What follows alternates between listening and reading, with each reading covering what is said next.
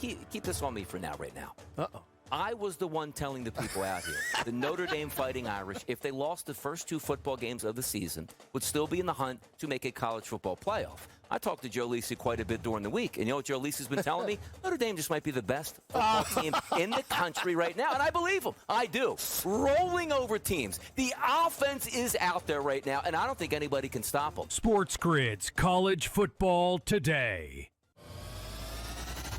Is it going to be Gabriel over the next 4 or 5 weeks? Or is it going to be... I know. Is it going to, but that's where they're at right now. Because that mentality, changes. We go from rebuild at 1-3 to all of a sudden at 2-3, the bell goes off, and he in his head, probably drinking a beer at night, goes, hey, I can get this team to the playoffs. Listen, but that's the way these coaches think. Pro Football Today, only on SportsGrid. So let's just start right there. Malik Neighbors, Tyreek Hill, done for 2025. Think of the managers that invested the draft capital. Man, oh man, what to do? Yeah, this is really tough. I had people message me, man, I had Neighbors and Hill, and I lost them both in the same week. That's tough. It's a tough day at the office for sure, and that's why you watch us here on FST, Fantasy Sports Today. We're trying to help you. Fantasy Sports Today, only on SportsGrid.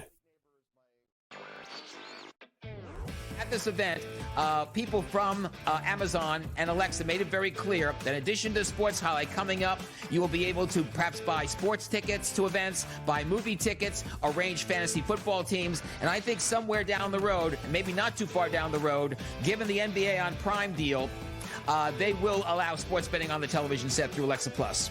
Newswire, only on SportsGrid.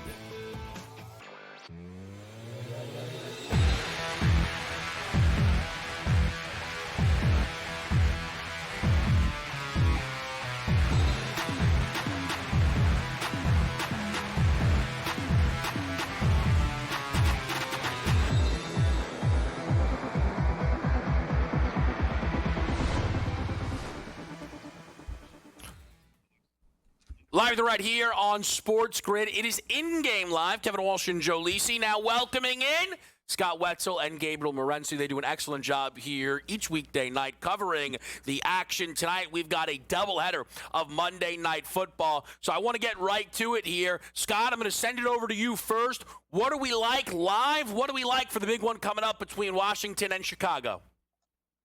All right, we'll start with the one Washington and Chicago. We'll go in reverse that we really should do. I like Washington here. Do like the under in the game. I'm sure the weather's going to be lousy, which may not affect the play, guys, but affects the game plan, which is what I'm really concerned about. I don't think either coach is going to go into this game thinking they're going to be throwing the football all over the place when you got torrential winds and rain and everything else going on.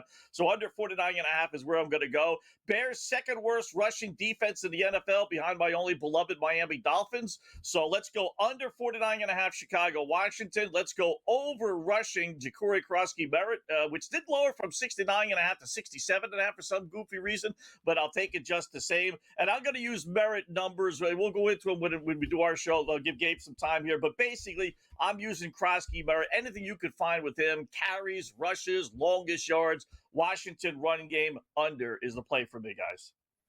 Gabe, I know this is about as busy of a night as you could possibly have.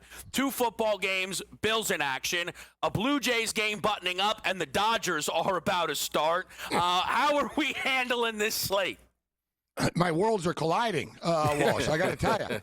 And the Montreal Alouettes played earlier in the day in the CFL, Canadian Thanksgiving special. All right, well, earlier in the day. Get a side TV, I think, the Alouettes. They did. They did win, and they covered, Joe, for the record. They won and covered. So, yeah, we got a big night tonight. For the record, I like the Dodgers tonight, bullpen game for the Brew Crew. Let's go over 6.5 strikeouts for Blake Snell. And Shohei Ohtani's like 4 for 27 only in the postseason. But 2 of his 4 hits are home runs. I'm calling an Ohtani shot tonight. First inning, boom. Ohtani's going to drill one. So as far as the football game is concerned, it's not all the time that me and Scott are on the opposite sides of games, but tonight is one of these instances. Give me the Chicago Bears plus the points. I've been underwhelmed by the Commanders this year as a whole. You know, last week was their best game of the year against the beat-up Charger team, so we'll give them credit for that game. But I'm not sure this team is ready to be laying 5.5, 6 points. They're extremely beat up on the offensive side of the football, but the Bears' defense is so bad. I'm still expecting Washington to be able to move the ball, but give me the Bears plus the points in this game. Adunze's really become the go-to guy in this Ben Johnson offense. 27% target share. He scored a touchdown in every game. We're getting plus 145, so give me Ndunze to score a touchdown tonight. And, I think there's still going to be points, even though it is a little bit windy there. But with that being stated, let's tease the over. So I'll play the Bears at plus 5.5. I played it at 6 at minus 120, but on the teaser, I'll get the Bears at plus 12.5 and over 42.5. A lot of good action there to get us rolling again. We're rolling live right now with the Falcons and the Bills. Now, Scott, you tell me here, I'm kind of stepping into your shoes. The opening pickoff, we have that. We're running out. What's the story? Yeah, we're going to go with the 4 that I mentioned. We're going to go under 49.5 Chicago, Washington. We're going to use Krosky Merritt officially over 67.5 yards.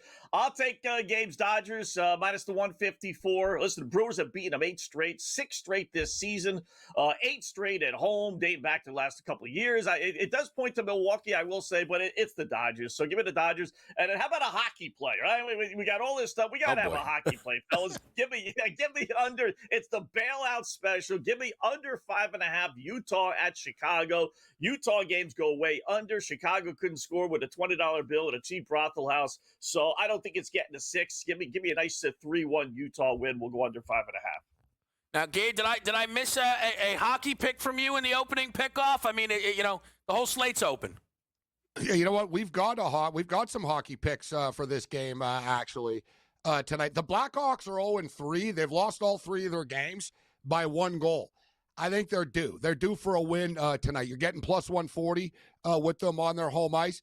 I like the over 1.5 in the first period a lot in this hockey game.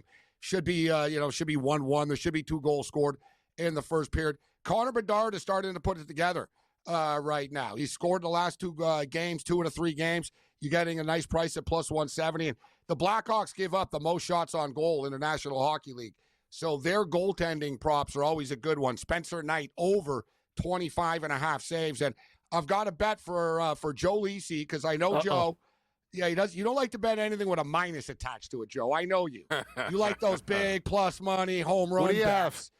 Roman Dunze, first touchdown of the game, plus 900, Lisi. You like that? Yeah, I do. Dunze, I actually first touchdown of the game, 900. Not bad. Plus 900. I'm on the over. I looked at the weather report. You had to with Scott. Yeah, no, rain stopping in 30 minutes, light drizzle. I'll take a shot over 49.5. I'll be all right with that.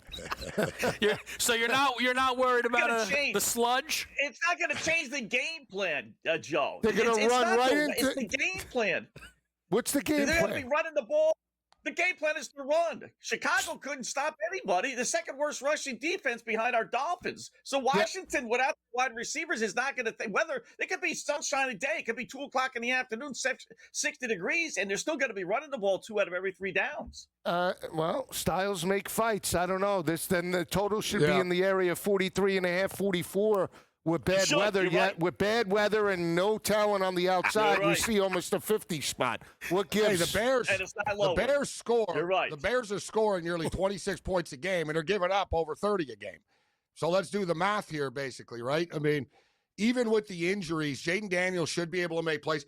Daniels wasn't right. You saw early in the season in the Green Bay game, they just were sort of out of the flow. Even against the Giants, their offense didn't really look good. Then he got hurt. Like I said, last week they still put up 27. I think they'll start to get better, but with all these injuries tonight, I think the Bears are the play, but I still think that Washington are going to get into the 20s tonight. Right? Yeah. I think you're going to need to get 27 points to win this game. In fact, that's what I'm looking at, a 27-24 game. Yeah, I really like the Bears here with you, Gabe. I just 15. think 16-15. Listen, 18-15. Yeah, last year. Oh, it's Groundhog Day.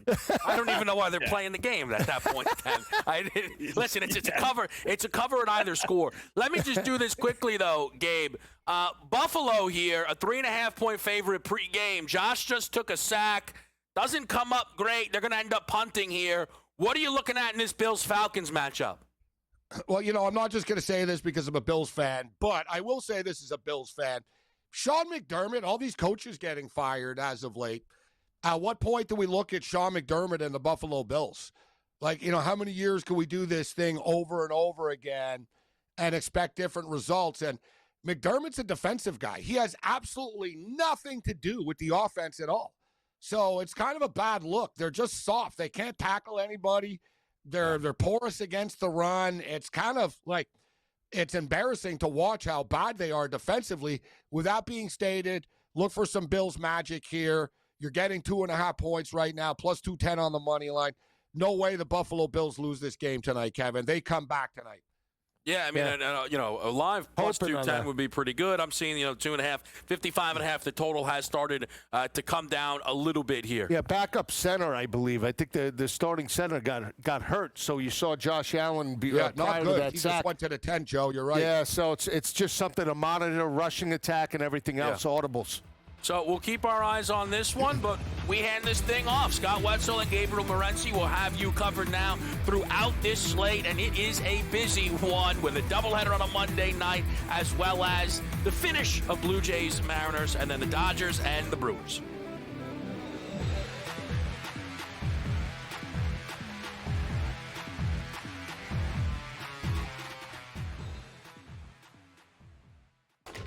Enter into the magical world of McLuck.com, where even the smallest of spins can win real cash prizes.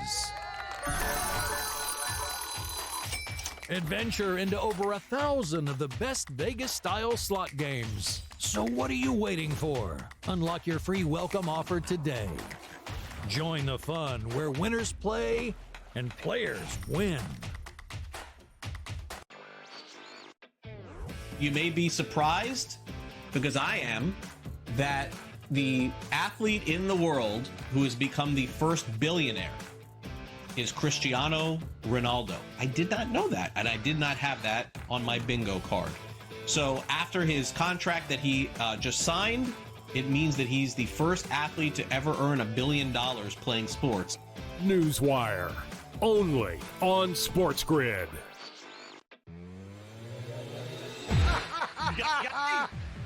I told you Vladimir Guerrero would hit a home run. He hits a home run on his first pitch. 2-run shot, 2-0 Jays. And I gave you Suarez earlier. I'm telling you, Scott, Contreras last night, Story the other night. Bro, every night I've been hitting these home run props. And not the easy Ohtani ones at plus 190. Right. These are plus 450s, baby. In-game live, only on SportsGrid.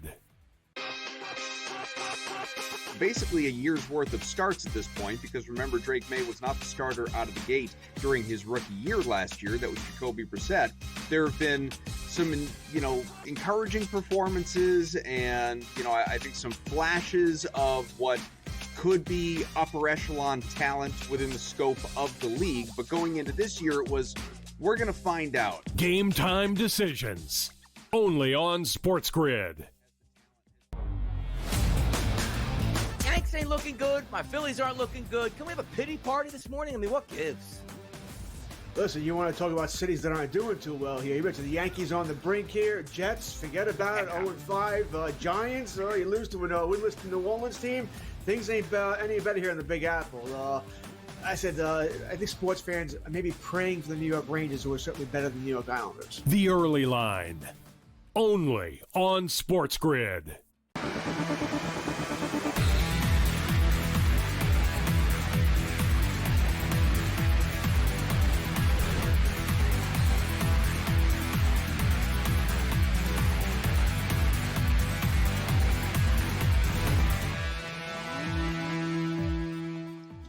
Hi, welcome back. It is In-Game Live Game Day here on the grid. Scott and Gabe, hour number one, just getting underway. Just to recap, as we were joined by the fellas beforehand, my opening pickoff, I like the under in the Chicago-Washington game, under 49.5. I'm going to use Krosky Merritt over 67.5 yards rushing for this official opening pick off that game, and I like to do Dodgers and then under 5.5 Utah, Chicago. The other Washington Chicago Bear plays game I like. Again, I'm going to use the Krosky-Murray dude all over the board. The Bears have the second worst rushing defense in the NFL. I don't think Washington's going into this game with their injuries on the outside, the weather being as bad. If this guy doesn't get 15 carries, I would be shocked beyond belief. So give me over 14.5 rushing attempts. Give me over 16.5 his longest rushing yard. Give me 90-plus yards rushing at plus 210, so I'll bump it up from the 67.5. It's just something I don't do, and I really should do a lot more. When I like a guy, if they're willing enough to give you plus odds when you adjust it, you really should take advantage of that. So I'm going to do that tonight. And then I'm going to go Washington minus the 4.5. I'll go opposite of you. I'm not in love with that play because 5.5, 6 points, 5.5, whatever number you got. It's a big number. It is, but I'm going to do it. And then just because I think Williams will be throwing the ball, I'll go Williams and Jaden Daniels to combine for 500 yards passing at plus 2-1. And I'm only doing that because they're giving me 2-1. I don't think it's necessarily a smart bet, but I'll do it just the same. So you got some extra Bears, Washington, or Dodger plays? Yeah, for us? but if you're expecting 500 yards passing, then there could and should be some points in this game. Oh, okay. So you're going to say no rushing, but yeah, I'm expecting 3 and 2, 3 out of Caleb and 2 out of Washington. Plays that I put in here, I played the over of the football game. We're going to play DeAndre Swift to get into the end zone at plus 120, and Freddie Freeman just struck out. The Brewers get out of the first inning. Shohei Ohtani was on base. I played the Bears, but I like Roman Dunze. Dunze's really become the guy in this Ben Johnson offense. So we're getting him at plus 900, first touchdown of the game, plus 145 to score a touchdown. I played Krosky Merritt to score a touchdown as well. I didn't play all of his rushing yard props and all this because his number's a little overinflated. Everybody's running to the window to bet on him tonight. If there was a player that I sort of think that I kind of flew under the radar a little bit, it could be Zach Ertz. His numbers were kind of low, but I got to tell you, this is one of these nights where, you know, if the Detroit Lions didn't play as poorly as they did, Scott, I'd have more bets right now. So the Lions really, that game really got me. And I had a great weekend, and then I ended up just doing one of those, we're going to go all in. It was one of those just bust games. The props busted. Yeah. The game busted. It was just one of those, everything busted for us. And we got our worlds colliding. Like I said, we got the Bills playing, the Dodgers playing. The Blue Jay game is just wrapping up still right now. We got this Commander and Bear game starting off. And, you know, I've got a lot of bets. So, these bets have added up here.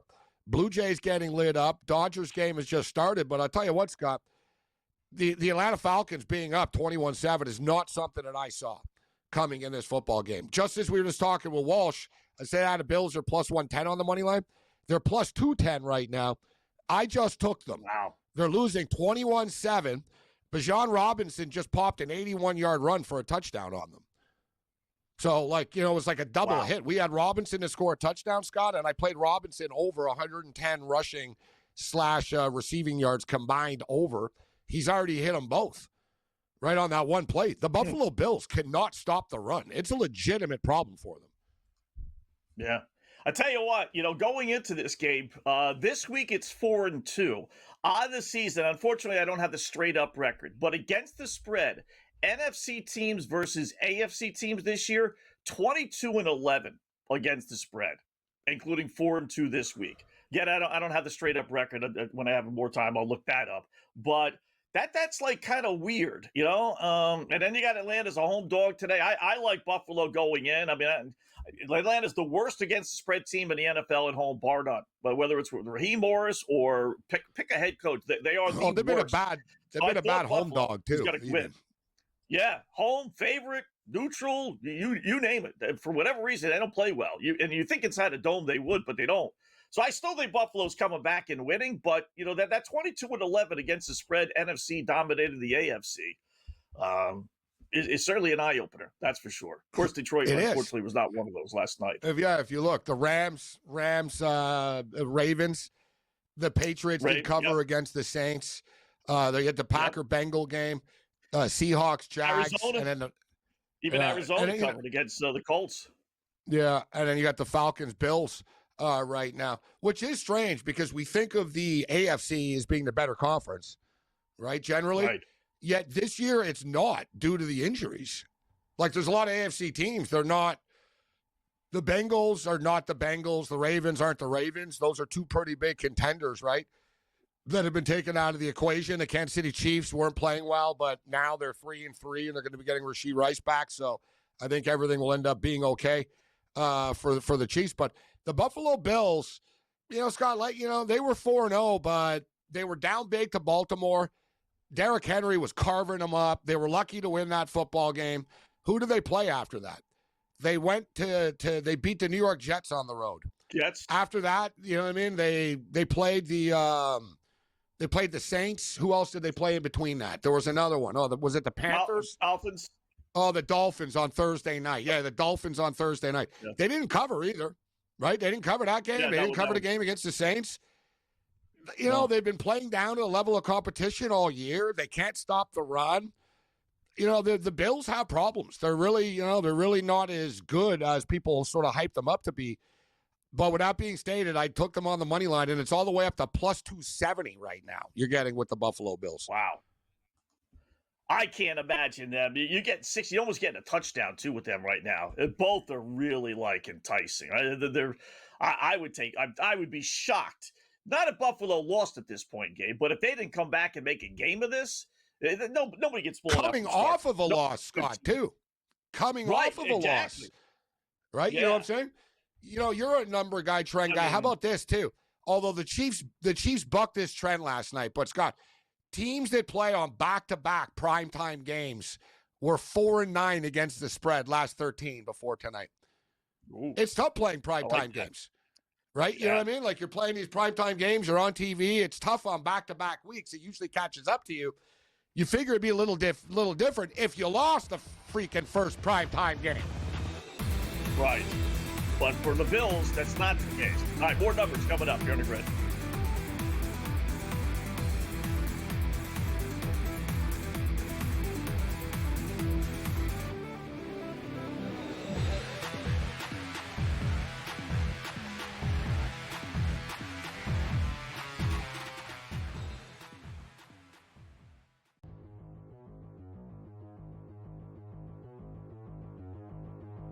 Shedeur Sanders will be starting for the Browns by week 9. I am buying this.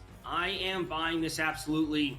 At a certain point, Joe Flacco just not the answer. We know they already made the change. Dylan Gabriel is starting this week. We know that. But maybe a team needs a quarterback, and they're willing to trade for Joe Flacco for some level of stability, and then we simply get nothing out of Dylan Gabriel. He is a rookie quarterback when it's all said and done. Maybe there's just no production from him. So why not just move on to a different rookie quarterback that you have just to see what you have? And then, as you mentioned over the top, you have to evaluate going into next year's draft. So I will absolutely buy this. The next 4 weeks, Minnesota, Pittsburgh, Miami, New England.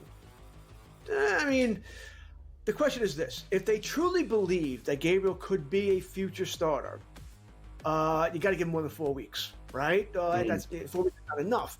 Minnesota, it's a rough game, all right, being played with England this week. Pittsburgh, they haven't have a defense. Miami is not very good. New England's supposed to have a good defense, hasn't here. I want to sort of go. I mean, I think Shedeur Sanders is going to start at some point this week. I don't think it's going to be by week 10, although that does make sense here to name him the starter during the bye week, get him 2 weeks here. I'm going to go more, maybe double digits, week 12, week 14, somewhere around there.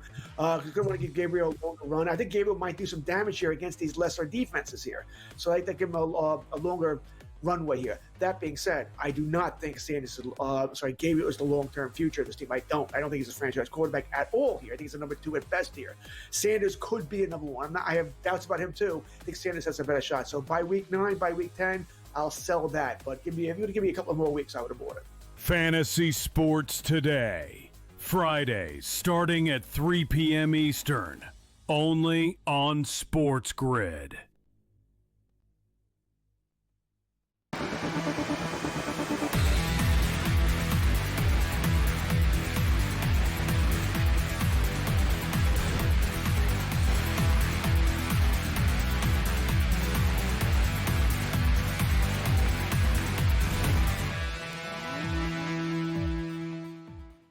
All right, welcome back in Game Live. Game Day here on the grid. Scott and Gabe, hour number one, just chatting about the Penn State situation.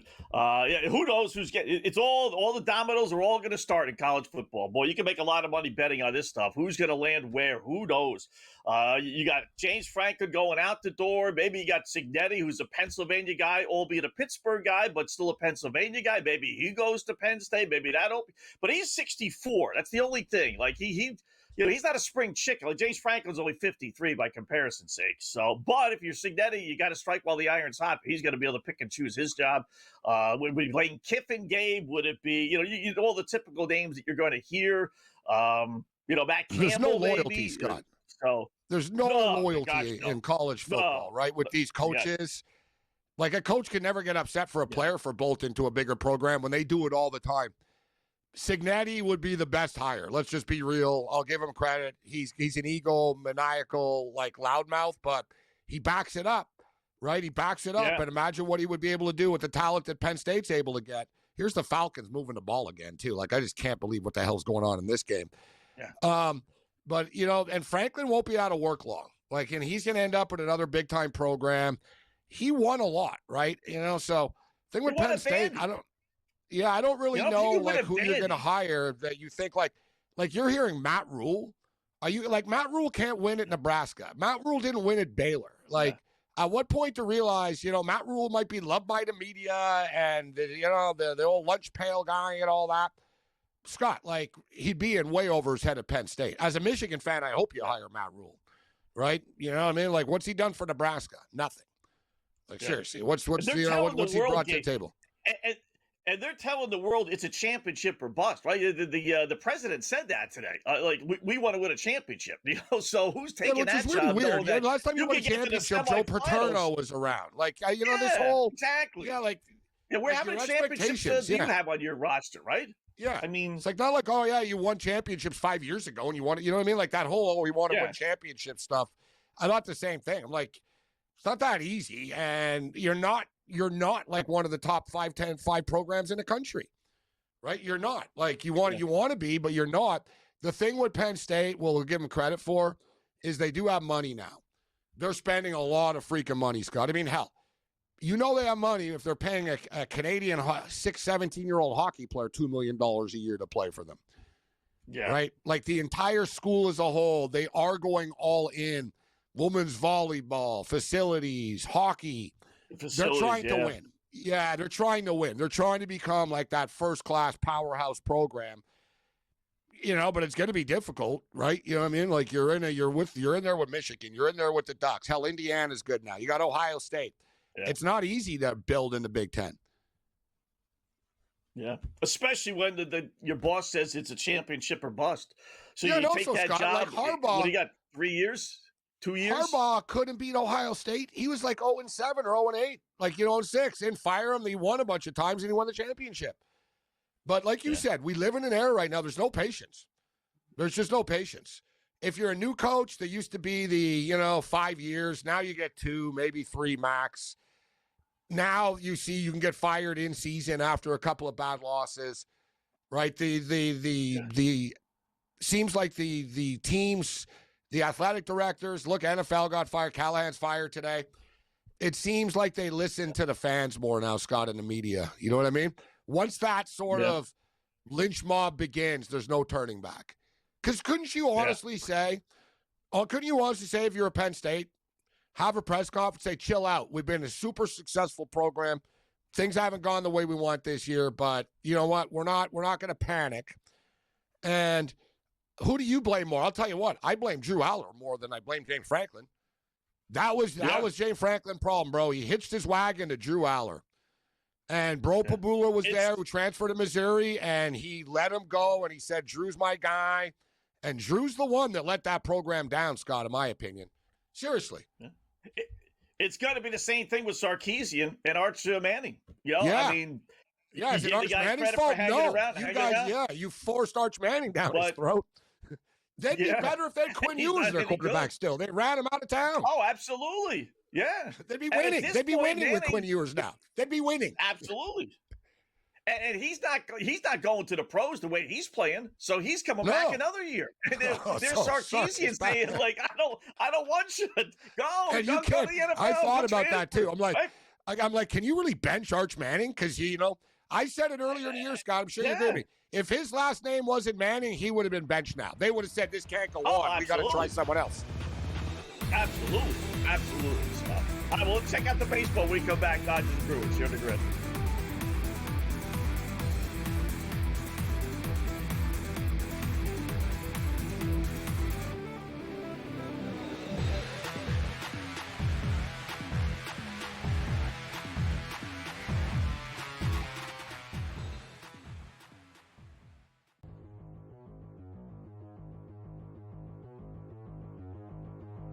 Shedeur Sanders will be starting for the Browns by week 9. I am buying this. Absolutely. At a certain point, Joe Flacco just not the answer. We know they already made the change. Dylan Gabriel starting this week. We know that. But maybe a team needs a quarterback, and they're willing to trade for Joe Flacco for some level of stability, and then we simply get nothing out of Dylan Gabriel. He is a rookie quarterback when it's all said and done. Maybe there's just no production from him. So why not just move on to a different rookie quarterback that you have just to see what you have? And then, as George, as you mentioned over the top, you have to evaluate going into next year's draft. So I will absolutely buy this. The next 4 weeks, Minnesota, Pittsburgh, Miami, New England. I mean, the question is this. If they truly believe that Gabriel could be a future starter, you got to give him more than 4 weeks, right? That's 4 weeks is not enough. Minnesota, it's a rough game, all right, being played, England this week. Pittsburgh, they haven't have a defense. Miami is not very good. New England's supposed to have a good defense, hasn't here. I want to sort of go... I mean, I think Shedeur Sanders is going to start at some point this week. I don't think it's going to be by week 10, although that does make sense here to name him the starter during the bye week, get him 2 weeks here. I'm going to go more, maybe double digits, week 12, week 14, somewhere around there. Because I'm going to want to give Gabriel a longer run. I think Gabriel might do some damage here against these lesser defenses here. So I think give him a longer runway here. That being said, I do not think Gabriel is the long-term future of this team. I don't think he's a franchise quarterback at all here. I think he's a number 2 at best here. Sanders could be a number 1. I have doubts about him too. I think Sanders has a better shot. So by week 9, by week 10, I'll sell that. But if you're going to give me a couple more weeks, I would have bought it. Fantasy Sports Today, Fridays starting at 3 p.m. Eastern, only on SportsGrid.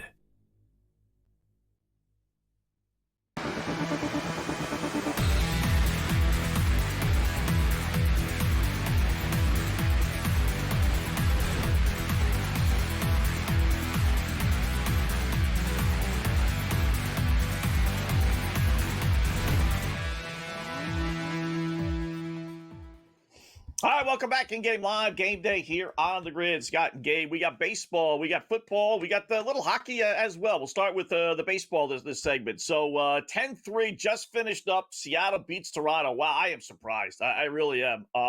Give kudos to that Mariners team for the way they won. The game, deciding Game 5, and then they bounce back 2 days later, half a day later, really, when you consider they had to fly up to Toronto. They win that game, and then no letdown, no pregnant pause, nothing like that. They blow them out again today, 10-3 over Toronto. So they take a commanding 2-0 series lead there. Dodgers and Brewers game, bottom of the second, no score. Dodgers still favored, minus 146. The over-under is down, only a run, down to 6.5. So nothing so far. Ohtani got on base, albeit a walk, so at least he didn't make it out anyway, his first time up, because he's obviously been struggling this postseason. So I did like the Dodgers. I mean, I don't know if that's because I got the Dodgers to win the series. Give credit where credit is due with the Brewers, the way they were able to win, beat the Cubs, deciding Game 5, and their whole season, really. Quinn Priester's on the hill, one of the guys I normally play on. But, as of a couple of hours ago, I didn't know who was starting for Milwaukee. So I just took a blanket, give me the Dodgers, lay it, albeit about $1.50 or so today. Blake Snell has been straight cash, right? This guy has been unbelievable. Listen, the Brewers are a great baseball team. This is going to be a competitive series and a challenging series for the Dodgers. Let me just say, Scott, as far as the Blue Jays are concerned, it's something that you talk about a lot, something that you and I have seen a lot. Why did you take Gossman out of the game yesterday? Why you take your Savage out of the game today? Right? Now, earlier in the game today, guys, it was like literally the first at-bat. The umpire blows a blatant strike 3, so much so that Arezzo-Rena was leaving and walking to the dugout. You know it's bad, Scott, when the player himself, the batter. Yeah, the batter. he said, F, like you saw him swear. And he's like, and he started walking and he stops. He's like, oh, and he kind of, oh. And he goes back. Next pitch, he gets hit by the pitch, okay?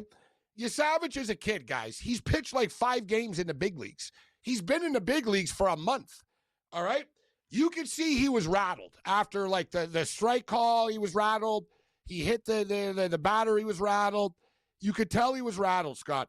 Nobody on the Blue Jays goes out that hill to calm him down. Grooves went over the middle of the plate. Rodriguez smokes it over the wall just like that, 3-0, right? Last night in the game, Miller, the starting pitcher for the Mariners, was rattled early. Springer leads off the game, the first pitch of the game with a home run. The crowd's going crazy. Runners are on. Cal Raleigh goes over to, goes to the mound, slows things down a little bit, right? He did it again today a couple of times. Blue Jays, Scott, never. They just sit there. They let the kid on the mound. I tweeted, I said, he looks very rattled. You got to go talk to him. They didn't 3-run homer after. These little just sort of managerial quirks, Scott, have cost the Blue Jays in this series. Not to mention they're not hitting, right? They're not hitting, and suddenly Seattle are crushing the ball. They got 3 home runs today. Their guys are showing up. Naylor hit a home run. Polanco is on fire. Polanco hit a home run. And Rodriguez hit a home run. Like 3-run shots, 3-run shot, 3-run shot, 2-run shot. People don't realize this, but the Mariners had the 3rd most home runs in baseball this year. The Blue Jays are in a lot of trouble now, Scott. This 2-3-2 format, now you're playing 3 games in Seattle. I mean, all the Mariners have to do is win 2 or 3 at home right now to win the series. Yeah. I think these managers get caught up. I'm not a big fan of this game of how many visits you can make, how many challenges you can make, how many times you could go to the pitcher's mound with the catcher versus the manager. I think all that should get thrown out the window. I really do. As long as they're not taking advantage of it, then you know what? You got to go out there 2 or 3 times an inning. What's it's the playoffs. Your life's on the line. Put a limit of maybe 2 an inning, but when you only have 2 or 3 visits for the entire game. No, it's the first. Yeah, the game can get away from you early, right? Look, last night Cal Raleigh did it in the first inning. Now we can get into the pitching stuff and this and that, but the Blue Jays aren't hitting suddenly. Right, and they put up they came back. It was like once they were down 3-0, they made it. They came back. They tied the game 3-3. They were back in it. Everything was fine again. Boom. Once it was 6-3, it broke them for real. They all went they were all trying to hit a home run every time they came up to the bat after, right? And the Blue Jays were good this year because they didn't play hero ball. They really sort of passed the baton. They worked the count. They struck out like amongst the least teams in baseball. They took the most pitches. They were very, patient and smart. Last night, same thing. They were all swinging for the fence. And also it goes to show, you're not playing the Yankees now, Scott. Right? No offense to the Yankees, but the Yankees are, the Yankees aren't very good. You know what I mean? Yankees have a couple of guys. They don't catch the ball when you hit it to them and stuff. You watch the Mariners play, Scott. Line drives. They make plays. Like I said the other night during Game 1, I said there were 3 or 4 balls that would have been hits against the Yankees. Or not double plays that would have been turned. Seattle are playing good defense right now. They're locked in. Yeah, it's tough. I don't like this 2-3-2 format. I really don't. I think it gives the advantage, believe it or not, to the visiting team. It does. I'd rather have 3 because all you have to do is just get a split of the first 2, and then okay, you know what, we could clinch it home. Yeah, it's not going to be easy, but we and can. God forbid you win the first 2, Scott. Then you're going home up 2-0 with 3 at home, like they are here. I mean, remember the first time they did it was the Lakers. The NBA started this crap. It was the Lakers and the Pistons series when the Pistons beat the Lakers. And what was crazy, Scott, a lot of Laker players didn't know. They didn't know about the format. They were like, what do you mean we're staying? And they're like, no, we got to stay for another game. They're like, I thought we were going home now. They're like, no, it's if you're a player, how the hell would you know they changed that to the 2-3-2? It's so dumb, Scott. Like you said, I agree. It's stupid. It's a competitive imbalance. It's not fair. They do it because they're cheap. They save flight money. It's as simple as that. Not only that, cheap. It's not only that. It's something like we talked about with the WNBA the other day. Home team, theoretically the better team, wins the first 2. Now they win game 3, and the whole world's saying series is over. Nobody's watching game 4. The team that's down 3 games to none's not watching not even trying, because they know they got to play game 5 on the road. Having game 5 at home when you're down 3-0 gives you reason to believe that they could sell the series still. We could still win this thing. Because we got game 5 at home. Knowing you got game 5 on the road, you're not going to win game 5, so you don't try in game 3. I swear that's it. It's the TV networks, it's the leagues all saying this encourages and also at least a one thing 6-game series. They do save money though. Like they do save money on it, and absolutely, yeah. And also, I think the networks like it too, Scott, because they save money. They're not flying around with their equipment everywhere, back and forth. You know what I mean? So they save money as well on it. Bills' offense now struggling. So their defense is struggling, and now the offense is struggling. It's got 21-7. Give credit to the Falcons. They're showing up tonight. Falcons are a strange team on a week-to-week basis, huh? Like one week they could get shut out 30-0, and the other week they could be winning 21-7 against the Bills. And the Commanders and Bears game is off and running, Scott. Lower scoring start to this game, 3-0. Yeah, 3-0. Bears kicked a field goal their opening drive. Did you play your field goal props tonight? What were the numbers for the Falcons game indoors? I had didn't, to be over 50, right? Because of the weather, because of what you brought up. I saw the flag swirling earlier, and now they're charging. Yeah, here's a 48-yarder. Man, the wind is swirling here, too, for real. The kick is good. 6-0 for the Bears now. Yeah. Take that, Joe Lisi. When I think of long field goal props, Scott, the Bears are the Bears a team you think of? Oh yeah, they have good kickers. No, I'm like no. I don't do it with Bears. You know what I mean? Number one, it's windy in Chicago. Their kickers always suck, and for years they've always sucked. You know what I mean? I'm like, nah, I'm not. It was 50.5. I'm like, no, not in the win here tonight. No. And in Buffalo and Atlanta, I didn't, because Prater's an old man. So, they only really forced Prater to kick a kick. I think Bass still hurt.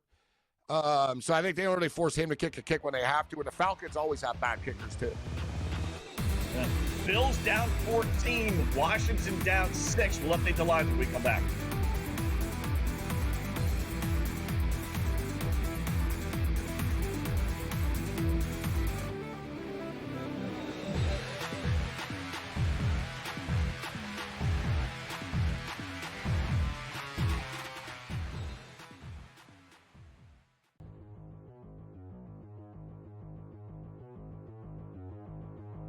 Shedeur Sanders will be starting for the Browns by week 9. I am buying this. Absolutely.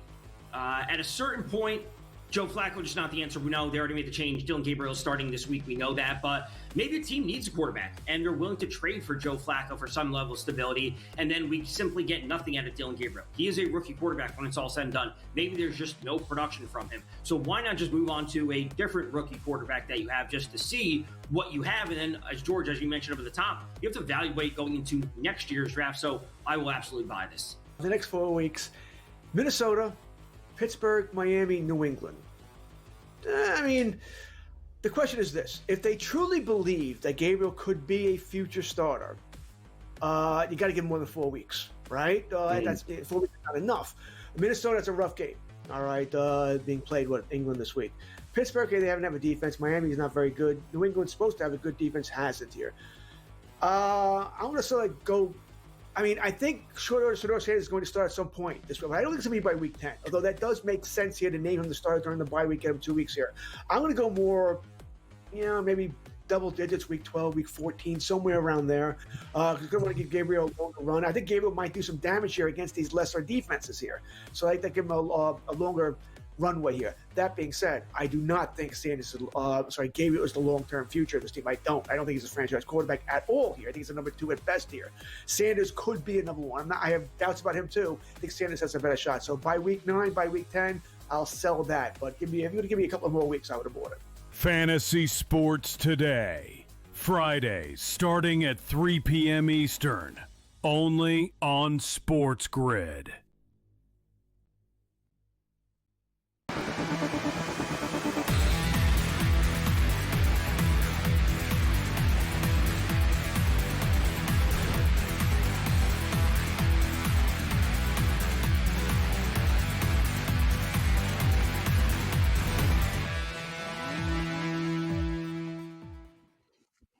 All right, welcome back in Game Live. Game Day here on the grid. Scott and Gabe, hour number one. So we have a little football, little baskets, and some hockey as well. How about that, Gabe? I got my usual daily bet, no shutout, plus 155 on FanDuel from earlier today. A bunch of afternoon games being Columbus Day. So I survived the first five. Got a goal out of Buffalo early, actually, first period. So that was a nice one. Got a late goal out of Toronto. They actually ended up losing 3-2 to Detroit, who swept the home-and-home series with them. So plus 155. I'm heading into the final five games. I got a 2-0 Flyers lead over Florida. I should get one there. We got 2-1 Devils over Columbus. I got goals there. St. Louis and Vancouver, 2-1 St. Louis. So I got goals there. So I need a goal out of the Kings in the first period against Minnesota. The Mammoth-Chicago game, which just started off. And then and that's it. Florida just scored. How about that? I'm down to 3 teams. I may hit this. I do hit it every once in a while. I played it a little bit last year as well. So decent little hockey slate today. I don't think the odds are good enough for that bet personally. But, yeah, you know what? It's a full day of hockey today. The Blackhawks and the Mammoth have just dropped the puck a couple of minutes ago, and we bet over 1.5 in the first period in this game, so we're a couple of minutes in. Utah just took a penalty, so Chicago are going on the on the power play here. You know, the Blackhawks... Nice. The Blackhawks have played pretty well this year, all things considering. They're a super young team. They had the lowest point total in the NHL projection at 67.5, right? They got a bunch of 20-year-olds and 21-year-olds, and at times they kind of look like it, but they've been in every game. They got overwhelmed by the Panthers on opening night. I don't know why the league made them play the Panthers on opening night, the best team versus the worst team, but they hung around. They ended up losing a game by a goal, right? They lost by a goal to the Montreal Canadiens over the weekend.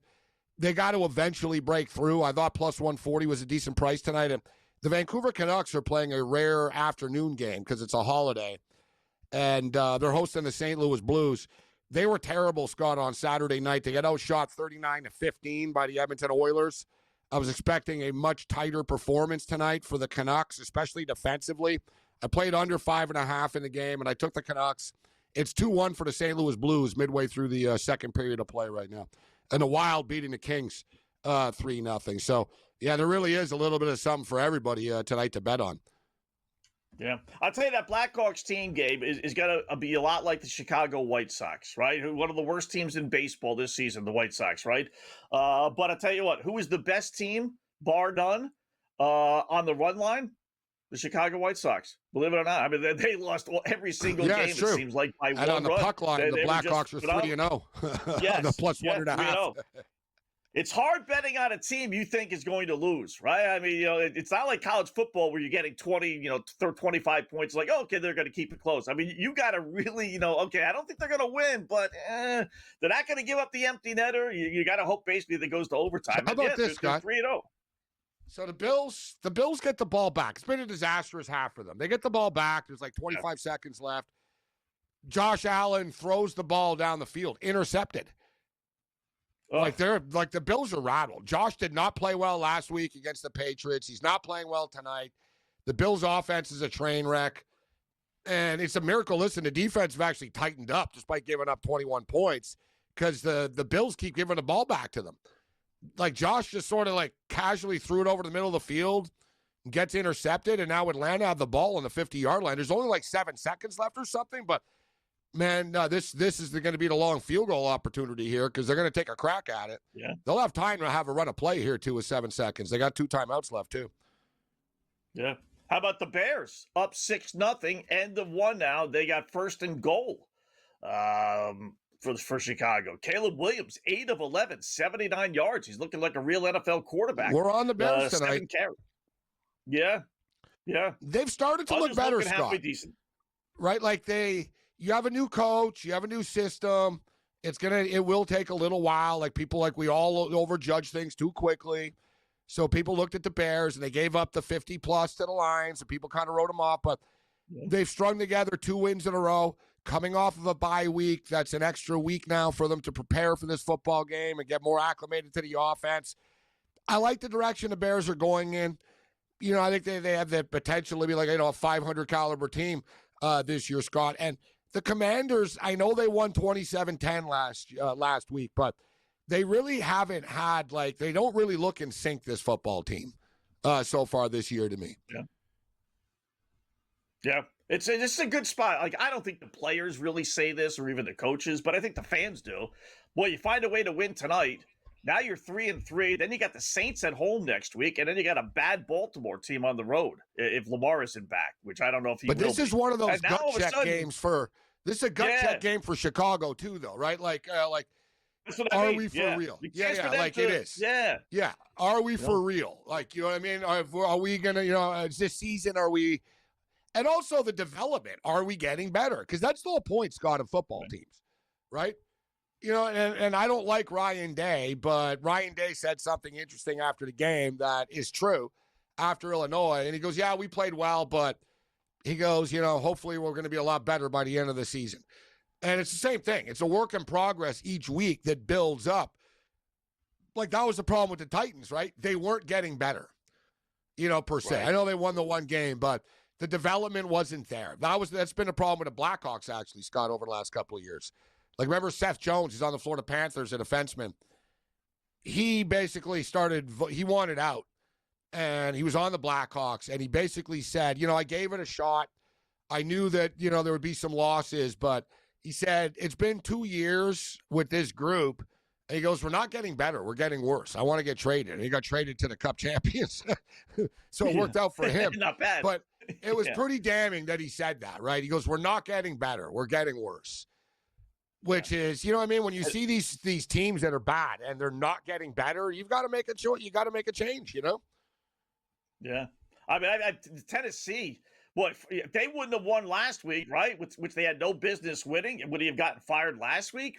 Probably, right? Or I don't know how many games they wanted to wait, but with a new quarterback, and now you got to bring in a new head coach and everything. So that's almost like a lost cause in Tennessee. But I was they're doing a show with the. Go ahead. You can't make this up. The Atlanta Falcons scored on the last play of the game because the Buffalo Bills didn't tackle anybody. Oh, my goodness. 40-yard touchdown. End of the half. He might. Wow.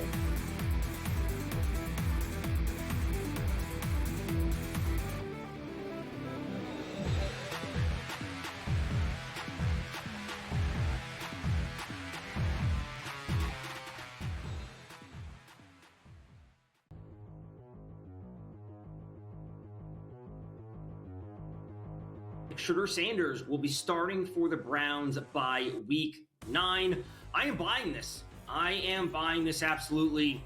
At a certain point, Joe Flacco just not the answer. We know they already made the change. Dylan Gabriel is starting this week. We know that. But maybe a team needs a quarterback, and they're willing to trade for Joe Flacco for some level of stability, and then we simply get nothing out of Dylan Gabriel. He is a rookie quarterback when it's all said and done. Maybe there's just no production from him. So why not just move on to a different rookie quarterback that you have just to see what you have? And then, as you mentioned over the top, you have to evaluate going into next year's draft. So I will absolutely buy this. The next 4 weeks, Minnesota, Pittsburgh, Miami, New England.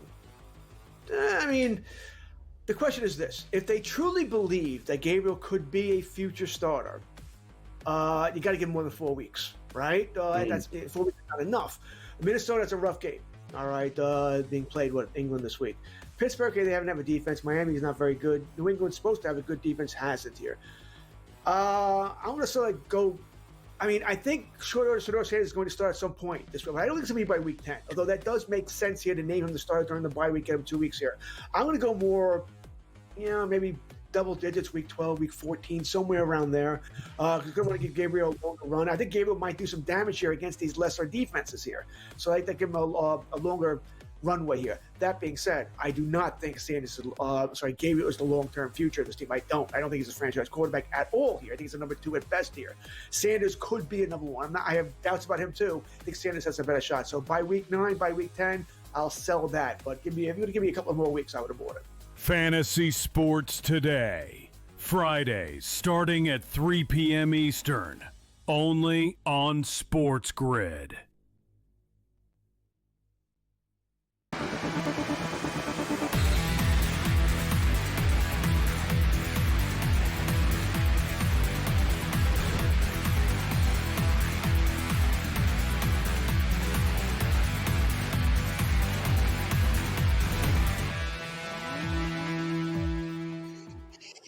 All right, welcome back in Game Live. Game Day here on the grid. So an apparent Falcons touchdown wiped off the board because he stepped out of bounds, Drake London. And he did. And it was only like, what, 3 Talk inches, about dodging 4 a inches bullet. tops? Yeah. He dove for the that's pylon. huge. He dove for the pylon, and he hit the pylon, but before he hit the pylon, his foot touched out of bounds at like the 2-3 yard line. Yeah. Wow, and there was no time left on the clock. That was an embarrassing play by the Buffalo Bills, Scott, to end an embarrassing half. To give up a 40-yard touchdown with no time left on a clock for a team that wasn't really even trying to score, like the Bills are freaking lucky. That could be used as the turning point, Scott, if you're the Buffalo Bills. Like, you know what I mean? Like, because that was game, set, match at 28-7. Like, they're not coming back from 21. That was game, set, match. Yeah. What I don't like is the Bills' body language. You know, like the way they walk off the field, them on the sidelines. Josh looks despondent. He's very Kyler Murray-like almost here. You know what I mean? He's sitting there by himself on the sidelines, just sort of, meh, you know what I mean? Like looking depressed. He's just sitting there. It's like, bro, like, where's the joy? Where's the Josh? Like, they're not having fun. Like the last couple of weeks, like they weren't ready last week on their home field. Like I saw, Josina Anderson. And she's pretty good with talking to players and stuff like that. She said today, she goes, after Callahan's fired, she goes, I can tell you that there's a big star in the NFL that's very frustrated with his coach. And keep your eye on I'll keep my eye on this behind the scenes. I couldn't help but think, is it Allen and McDermott? I'm thinking it's Tua Tags with his press conference yesterday. If you watch that, kind of throwing the Tua and the coach. Yeah, their press conferences are a disaster. I've been saying it all year, Scott. Both these guys are just idiots. They should bring a shovel to their press conferences because that's all they do is just dig. Both of them, like every time, either one of them, whatever either one of them says, like Tua is all over. Like Tua, I'm happy now. Now Tua, you're calling people out. It's like, really, Tua? So now Tua's calling his teammates out. McDaniel says I support him in what he says. And then comes back, Scott, and says, well, I didn't really hear everything that he said. And now that I saw everything he said, I'm not happy with him. like this place. He's lost. I'm starting to wonder how Stephen Ross got as rich as he did. Does he just not care, Scott? Because think about it. Stephen Ross is a very, Scott, Hudson Yards in Manhattan? Stephen Ross owns that. He's the one that developed that. Like, we're talking about a shrewd real estate businessman. Does he not care? Like, is it like, does he not know? Does he not watch the games? Like, I don't understand how McDaniel and Tua and all of them have a job. I would trade Tua and I would fire McDaniel, Scott. I start completely over. Yeah, and you got to go with Chris Greer as well. Dolphin fans are upset with him. Fire the GM, too. Fire the GM, and his brother's the GM of the San Jose Sharks. Can you imagine that Thanksgiving? Which team is worse? Well, my team can't do this. Well, my team can't do that. Yeah, but my team doesn't have right. It's one worse statement. At least the Sharks are up and coming. At least the Sharks have some young talent. They got Celebrini. We say this. We bring this up on a podcast. We'll get to some halftime props here, but. You can't. I do. I'm a Dolphin fan.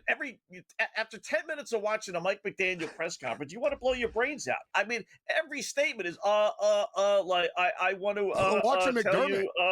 Watch a McDermott one. Yeah, it's the same thing every week. Really? We're gonna get back to work. We're doing things the right way here. Like it's like no, we're obviously not doing things the right way. Like we're not winning. I don't want to flip out. I know the Bills are 4-1 right now, but. It's just that you can tell, like this team doesn't have. Think back to 2 years ago in the playoff game against the Cincinnati Bengals. Hell, Damar Hamlin nearly died. They played the Bengals again in the playoffs. Yeah. The Bills were flatter than a 2-day-old Coke. Right? There's no, even at home, like Scott, like even we say, only if they get home games in the playoffs. We've seen them like be flat at home in the playoffs. Lose at home. And Josh Allen last week. Reverting back, we haven't seen this from Josh with the bad turnovers in a couple of years. This is rookie Josh stuff, where he throws it against his body into double coverage. He doesn't seem very mad about it after, Scott.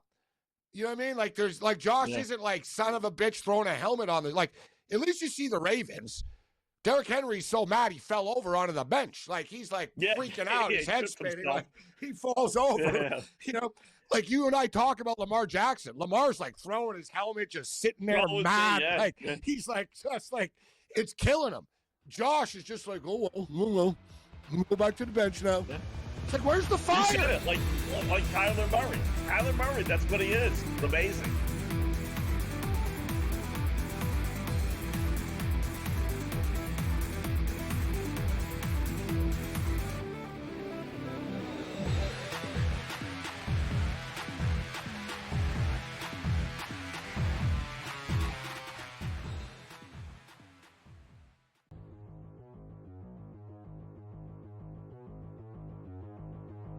Shedeur Sanders will be starting for the Browns by week 9. I am buying this. I am buying this absolutely.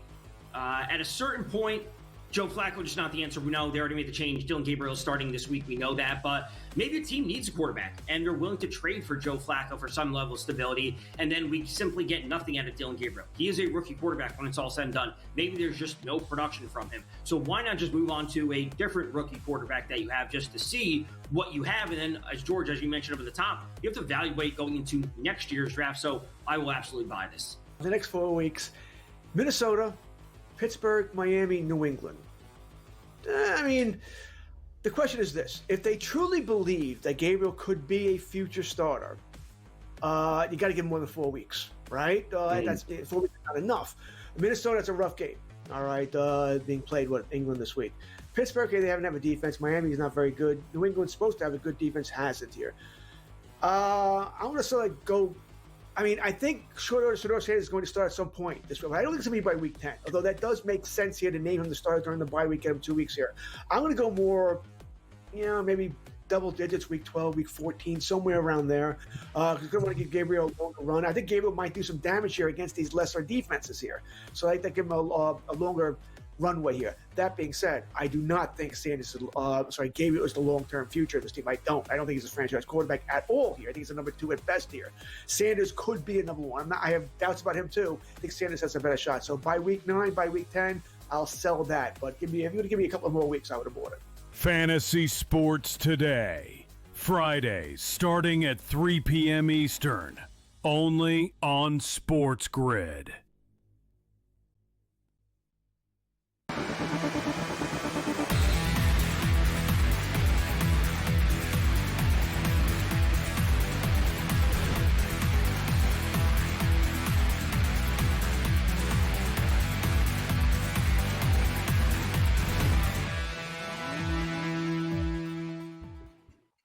All right, welcome back in Game Live. Game Day here on the grid. Hour number 2 of our 3.5 hour extravaganza, depending on how long this second football game lasts. We'll be here until the end of it, I do believe, anyway.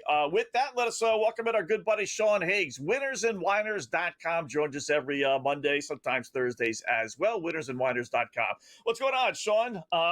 Where are you? Oh, we got a touchdown. Nice little bonus. Ooh, we got a touchdown. Washington Commanders just scored a touchdown. Nice. We'll take that. I don't like that. 13-6 the extra point. Especially it's to a guy I don't have an anytime touchdown on. Some guy more. No clue who that guy is. I was looking for a Zacharias or a Samuel touchdown here if Washington was going to score, but that's why he's open, Sean. Right? I like the Bears. I like the Bears. It's terrible. Chris Moore, 3 catches for 46 yards, 1 touchdown. Chris Moore out of Cincinnati, wide receiver out of Cincinnati, 4th round draft pick. He's not a veteran journeyman type guy. We'll start with your Bears pick. You're still at 13-7, but why Chicago? And then more importantly, right now the Bears are pick 'em. If you didn't have the Bears before the game, total? Would you take the Bears pick 'em? 54.5. 54.5. Yeah. See, we're getting points, Scott, despite the weather that you were concerned about. Yeah. Would I take him out of pick 'em? Man, I would. Who, the Bears out of pick 'em?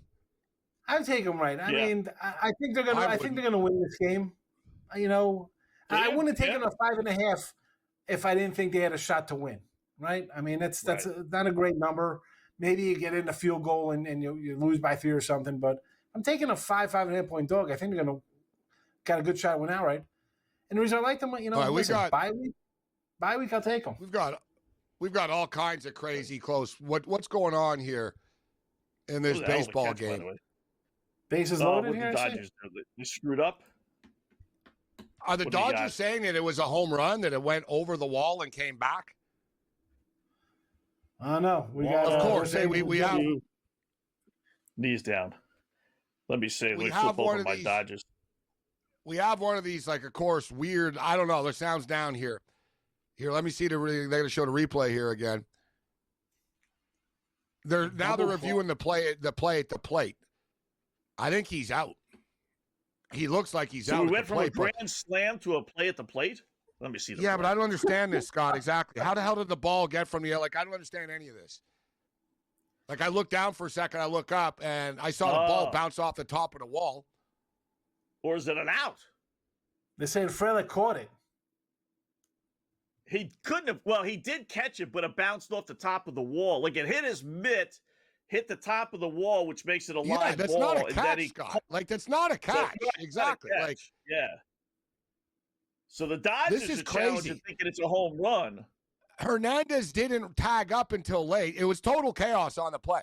Half the Dodgers went back to the bag. Hernandez went home, and that somehow got thrown out at home. Yeah, and the ball, Scott, you see it. It hit the glove, bounced off the top of the wall, and then he caught it again. That's not a catch. Right. That's not a catch, yeah. Once it hits the wall, then it's a live ball. What are we playing? What are we in middle school? But I don't think it's reviewable. Wall? I don't think the catch is reviewable. I don't think they're reviewing the plate here. I don't know what the hell's going on. Yeah, because the plate's a force out because the bases are loaded. So this guy's tagging up, so he doesn't have to tag him, and the throw came in. He might have beat the throw, or the ball may have beat the throw. I don't understand how Hernandez could have gotten thrown out when the ball was at the wall, though. Like, I don't understand any of this. Like, and they're not showing the replay. They're just showing the ump here over and over. Yeah, I want to see what the runner is doing. Is that Kiki Hernandez? I want to see what he's doing. And there's quite the explanation from the ump here. I can't. It's hard to tell what the hell's going on here. And that would be the third out. Yeah, it's out of the third out. You get nothing out of that. Oh, my goodness. It's from like a grand slam. They're calling it a double play.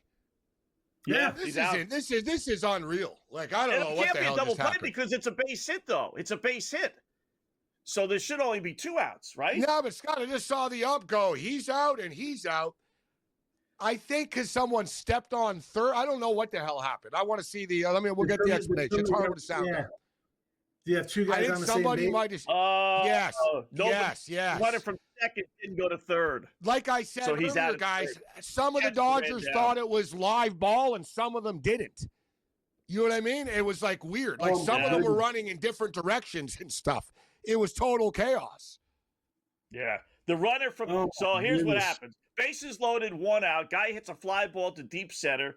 Center fielder has it in his mitt, but it pops out, hits the wall, but then he catches it again before he hits the ground. So the Dodgers think that's an out. Brewers think it's an out, but it's not an out. It's a live ball. So the runner, his tagging is actually thrown out at home plate. The runner from second doesn't go to third because he thinks it's a fly ball out, and it's not.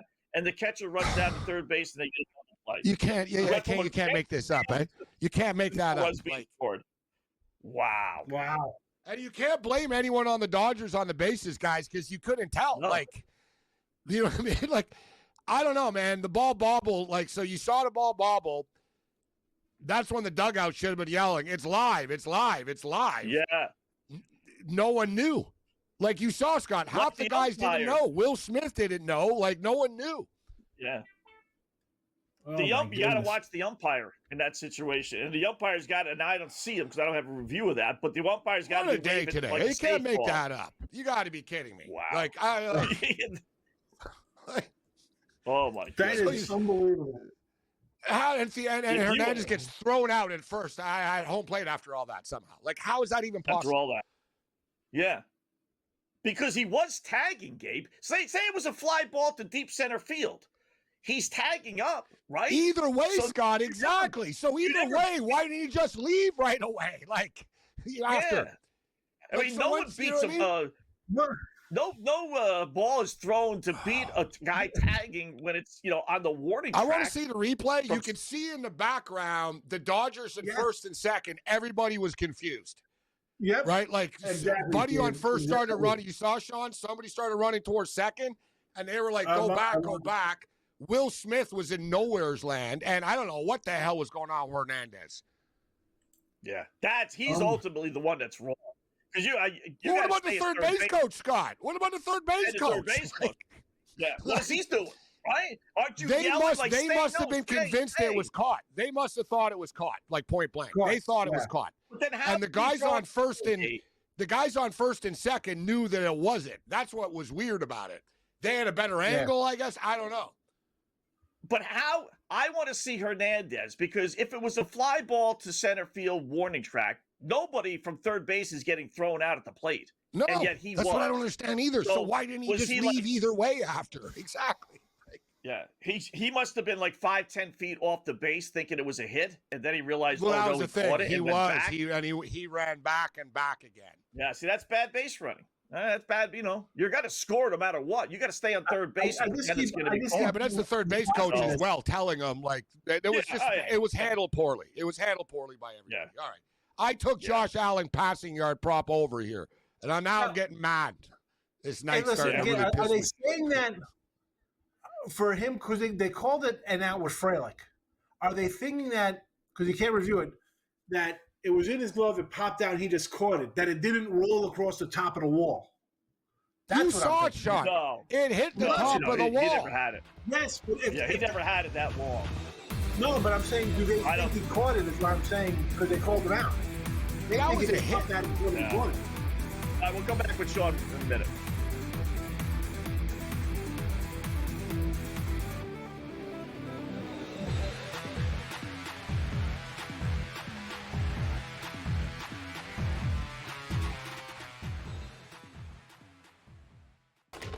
Enter into the magical world of McLuck.com, where even the smallest of spins can win real cash prizes. Adventure into over 1,000 of the best Vegas-style slot games. So what are you waiting for? Unlock your free welcome offer today. Join the fun where winners play and players win. You may be surprised, because I am, that the athlete in the world who has become the first billionaire is Cristiano Ronaldo. I did not know that, and I did not have that on my bingo card.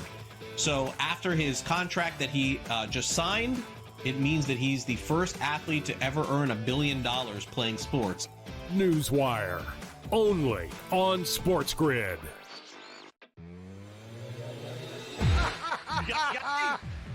I told you Vladimir Guerrero would hit a home run. He hits a home run on his first pitch. 2-run shot, 2-0 Jays. And I gave you Suarez earlier. I'm telling you, Scott. Contreras last night, Story the other night. Bro, every night I've been hitting these home run props. And not the easy Ohtani ones at plus 190. Right. These are plus 450s, baby. In-game live, only on SportsGrid. Basically a year's worth of starts at this point, because remember, Drake May was not the starter out of the gate during his rookie year last year. That was Jacoby Brissett. There have been some, encouraging performances and, I think some flashes of what could be upper echelon talent within the scope of the league. But going into this year, it was, we're going to find out. Game time decisions, only on SportsGrid. Yanks ain't looking good. My Phillies aren't looking good. Can we have a pity party this morning? I mean, what gives? Listen, you want to talk about cities that aren't doing too well here. You mentioned the Yankees on the brink here. Jets, forget about it. 0-5. Giants, you lose to a winless New Orleans team. Things ain't any better here in the Big Apple. I said, I think sports fans are maybe praying for the New York Rangers, who are certainly better than the New York Islanders. The early line, only on SportsGrid.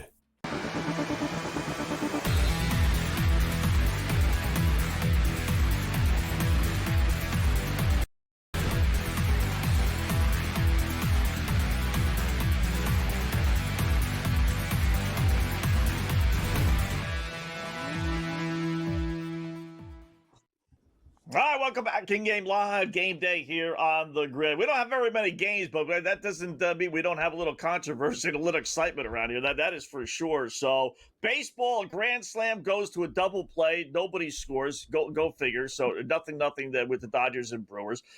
Bills have scored, though, fellas. Talking with Sean Higgs, winnersandwinders.com. So Atlanta now leading at 21-14 as Buffalo gets on the board. Ray Davis, one of your guys.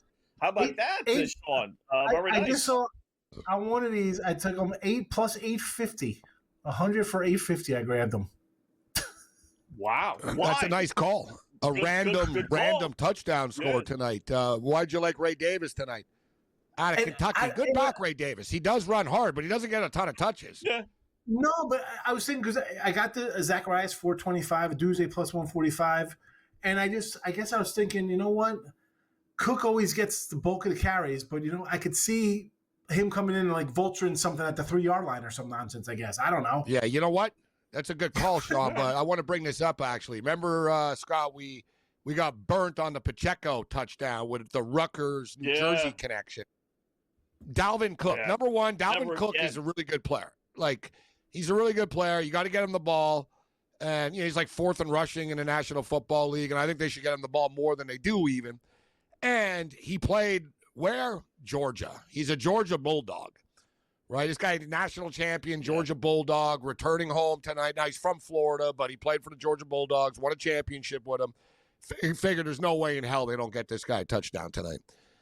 He's got yards, right? He's got 60. I bet him over 89.5 pass and rush yards. He's at 67 rush yards. What's he got receiving? He doesn't have anything receiving. So he's got 67 rush yards, but Ray Davis comes in with the touchdown. Josh Allen was at 98 yards, guys, before the half. He's at 134 right now, so he picked up 36 yards on that drive. But we just hit the over 1.5 touchdowns for Josh tonight. We bet that tonight, over 1.5 touchdowns. Nice. Passes. That was a pretty good play. I'd bet him again with the over the passing yards. What's his number now? Is he at 136, you said? 134? 251.5. All right. 120 yards. Considering Atlanta's been moving the ball at will. Oh, I got 249.5, so that's what I got at the half. I got 2, so it's pretty much the same thing right now. He's still going to need to pass, Scott. They're still losing the football game. And I don't know if Buffalo can stop Atlanta. We'll see if they can come up with enough stops for the Bills to be able to win this game. But we jumped on the Bills plus 210 on the money line. Could have got a better number when they were down by 14. But that play, guys, at the end of the half, man, Drake London scores that touchdown. This game's over at 28-7. The Bills were given a lifeline. You know what I mean, Higgs? That was like a lifeline. Like you're drowning in the water. Someone threw you a rope there because 28-7. This game is over. 27. And then this goes back to like last week and the week before. The Bills, bro, you better pull this one out, man, because now you got a bad game versus Saints. You lost versus the Patriots. Bad first half here. And the Patriots are good. They're not going anywhere. They keep on winning games suddenly. You don't lose on your own field, Gabe. Come on, you know this. You can't lose here. You can't lose at home there. You can't lose at home as a favorite. I'll tell you, you're still getting Buffalo at a pretty good price, whether it's 3.5 or plus 176. This has got Falcons loss written all over it. I watched this goofy Falcon team. We all have, obviously, but you take them. This is the team they lose. This you is why figure it comes down to a field goal, Scott. That plus 3.5. Yeah. You figure hey, this game will be decided by a field goal late, and Atlanta will miss it probably because that's what as you said. They're a good team. They got great talent. Love their head coach, but that's why they're the Falcons. They lose games like this, right? They can't put Bears just turned it over on downs. Oh boy, the Bears did. They went for it on 4th down at the Washington 30. See the Dodgers game and the Bills game taking precedent here, but even though I do have the Bears, so it's 50.5 now. Washington's minus 2.5. I get the feeling the Bears will lose this game, but they'll cover the number still. Yeah. And that's why I think, 5.5. Why wouldn't you kick the field goal there? You wouldn't kick a field goal there? Go up to 2 scores again? Make it a 9-point game? Second quarter, I know, but why don't you go for it? You're on the road. Come on. The Bills just. If you think you're a good team, right? The Bears think they're good. They think they got their franchise quarterback. You got a new head coach. Go for it. Yeah, you can't get a yard. I mean, how long was it? Was it fourth and what? It was fourth and a yard. Yeah. Did they miss the field goal? No, they went for it. No, they went for it at fourth down. They didn't get it. Oh, fourth and what? Sorry, okay. Fourth and one. That's Ben Johnson. That's Ben Johnson. That's Ben Johnson for you, right? The Detroit guy. Yeah. How about last night, too? Dude, the first drive, they're throwing passes to Jared Goff, and then as the game goes on, they start running the ball, Scott, 50 times in a row. It's like you're down by 10, coach. Gabe and Scott, 4th and 1, you're throwing the ball. This is the nonsense. Let's go to Duze. Yeah. Why did don't they have him in the shotgun? Even worse, in the shotgun, probably. Can't Williams, you just ran it in from 4 yards out. I see the play here now. At least he was under center. You know what I don't like about this? Listen, if you're going to throw the ball, he dropped back and he tried to throw a crossing route over the middle, which never works. And it's very difficult because you're throwing into traffic. But if you're going to throw it on 4th and 1, you've got to do it immediately. Right? It's got to be one of those, boom, drop back, bam, right? Like right away, bam. Yeah, one falls forward. Yeah, one step, bam.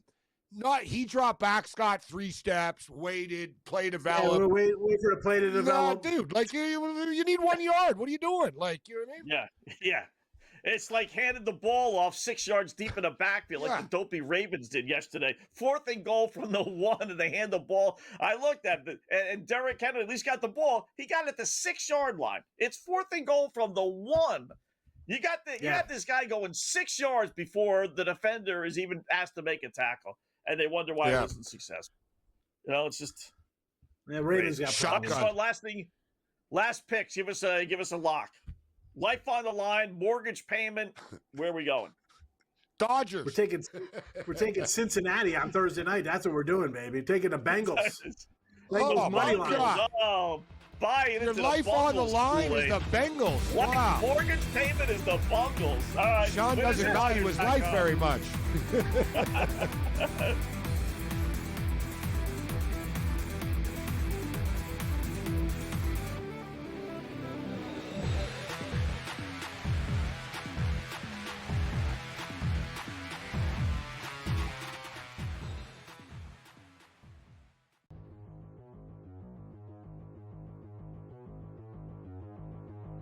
Shedeur Sanders will be starting for the Browns by week 9. I am buying this. Absolutely. At a certain point, Joe Flacco just not the answer. We know they already made the change. Dylan Gabriel is starting this week. We know that. But maybe a team needs a quarterback, and they're willing to trade for Joe Flacco for some level of stability, and then we simply get nothing out of Dylan Gabriel. He is a rookie quarterback when it's all said and done. Maybe there's just no production from him. So why not just move on to a different rookie quarterback that you have just to see what you have? And then, as George, as you mentioned over the top, you have to evaluate going into next year's draft. So I will absolutely buy this. The next 4 weeks, Minnesota, Pittsburgh, Miami, New England. I mean, the question is this. If they truly believe that Gabriel could be a future starter, you got to give him more than 4 weeks, right? That's 4 weeks is not enough. Minnesota, that's a rough game, all right, being played with England this week. Pittsburgh, they haven't have a defense. Miami is not very good. New England's supposed to have a good defense, hasn't here. I want to sort of go. I mean, I think Shedeur Sanders is going to start at some point this week. I don't think it's going to be by week 10, although that does make sense here to name him the starter during the bye week, get him 2 weeks here. I'm going to go more, maybe double digits, week 12, week 14, somewhere around there. Because I'm going to give Gabriel a longer run. I think Gabriel might do some damage here against these lesser defenses here. So I think they give him a longer runway here. That being said, I do not think Gabriel is the long-term future of this team. I don't think he's a franchise quarterback at all here. I think he's a number 2 at best here. Sanders could be a number 1. I have doubts about him too. I think Sanders has a better shot. So by week 9, by week 10, I'll sell that. But if you would give me a couple more weeks, I would have bought it. Fantasy Sports Today, Fridays starting at 3 p.m. Eastern, only on SportsGrid.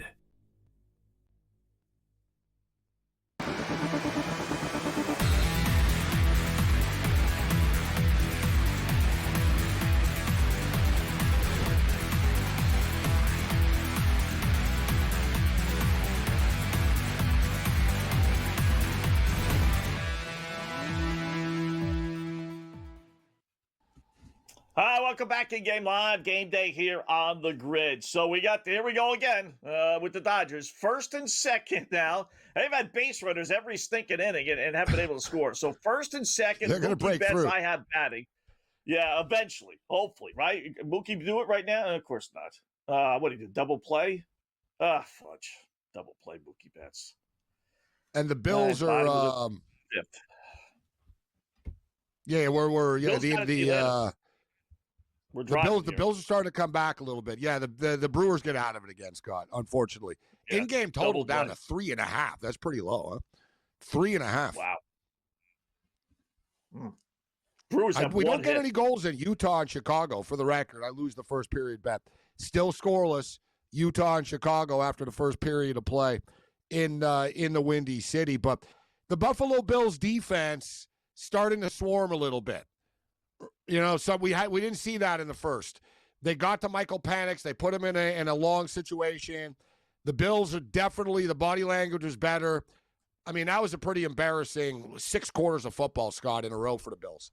Going back to last week against the New England Patriots, I don't care who, somebody had to say something and say, listen, we can't let our season slip away, guys. You know, look at Penn State. 1 loss becomes 2 losses. 2 losses becomes 3 losses. 3 losses gets you fired. So, you know what I mean? You better, you know what I mean? It's Bill Walsh. I remember someone on the Niners said that. They said Bill Walsh would never get mad after a loss. Bill would always say, it's okay. You know what? We didn't play well. But he goes, if the Niners lost 2 in a row, Bill Walsh would go postal after, right?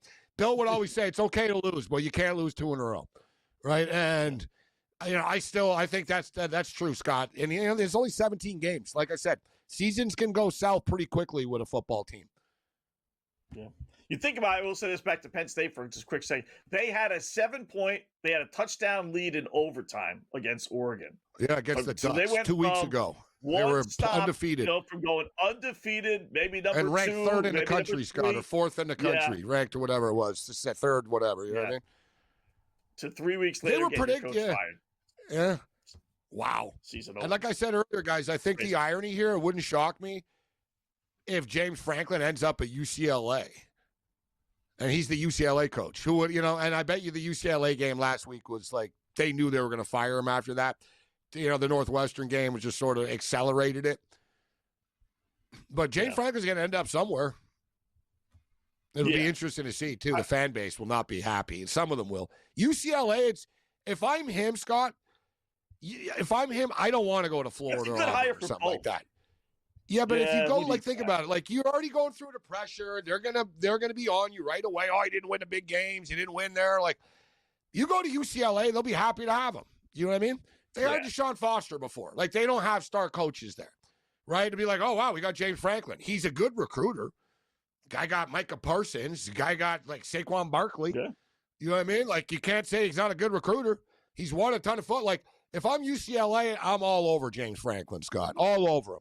If I'm Florida or Auburn, I want Gruden. I want someone else. But if I'm UCLA, I think he's a perfect fit for them, James Franklin. Yeah. Because really, Gabe, when you really think about it, UCLA, don't mistake UCLA for USC. There's not too many championship banners in UCLA. They really don't. You go have 9-3, Scott. They'll build a statue. That's it. 9-3, they'll be very happy. 8-4, if you go 8-4 and go to bowl games, you keep your job and they'll be happy there. Beat USC every now and then. You know what I mean? Right. Yeah, that's all it is. So it's not a bad, dude, they're pretty good. I don't think UCLA connections. But look, Scott, they can't UCLA. Look, they lost those 3 games, but look what the 4 games. Look what they've done. Yeah. You know what I mean? They smashed Penn State. They go on the road. Everyone said, "Oh, it's going to be a big letdown for them. They're not going to be able to." You know what I mean? They smashed Michigan State. This is no joke what they're doing right now. Little too late to make a bowl game for them, probably. But I would not make the mistake of hiring the interim head coach. No. I agree with you. They always do that. No. Yeah. That's where you get in trouble, Scott. Right. That's where you get in trouble. Yeah. You know what? That's what set USC back 5-10 years. Clay Helton. Yeah. Clay Helton was the assistant. Who was it? Was it Carroll or who was it? Who did they fire? It was whatever. Clay Helton was there. I think it was Carroll. Lane, maybe. It was Sam Darnold, I think it was, and the team demanded that Clay Helton get the job. And I said at the time, I said, never listen to college kids. They're not going to be there. They're leaving. Yeah, they're leaving. Who cares if you want them? I got to deal with them when you're gone. Bill's on the move.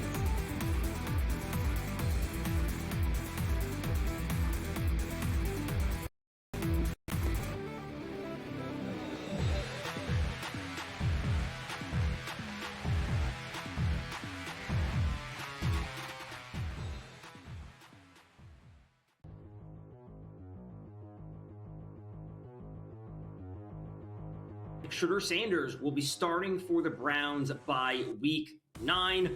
I am buying this. I am buying this absolutely.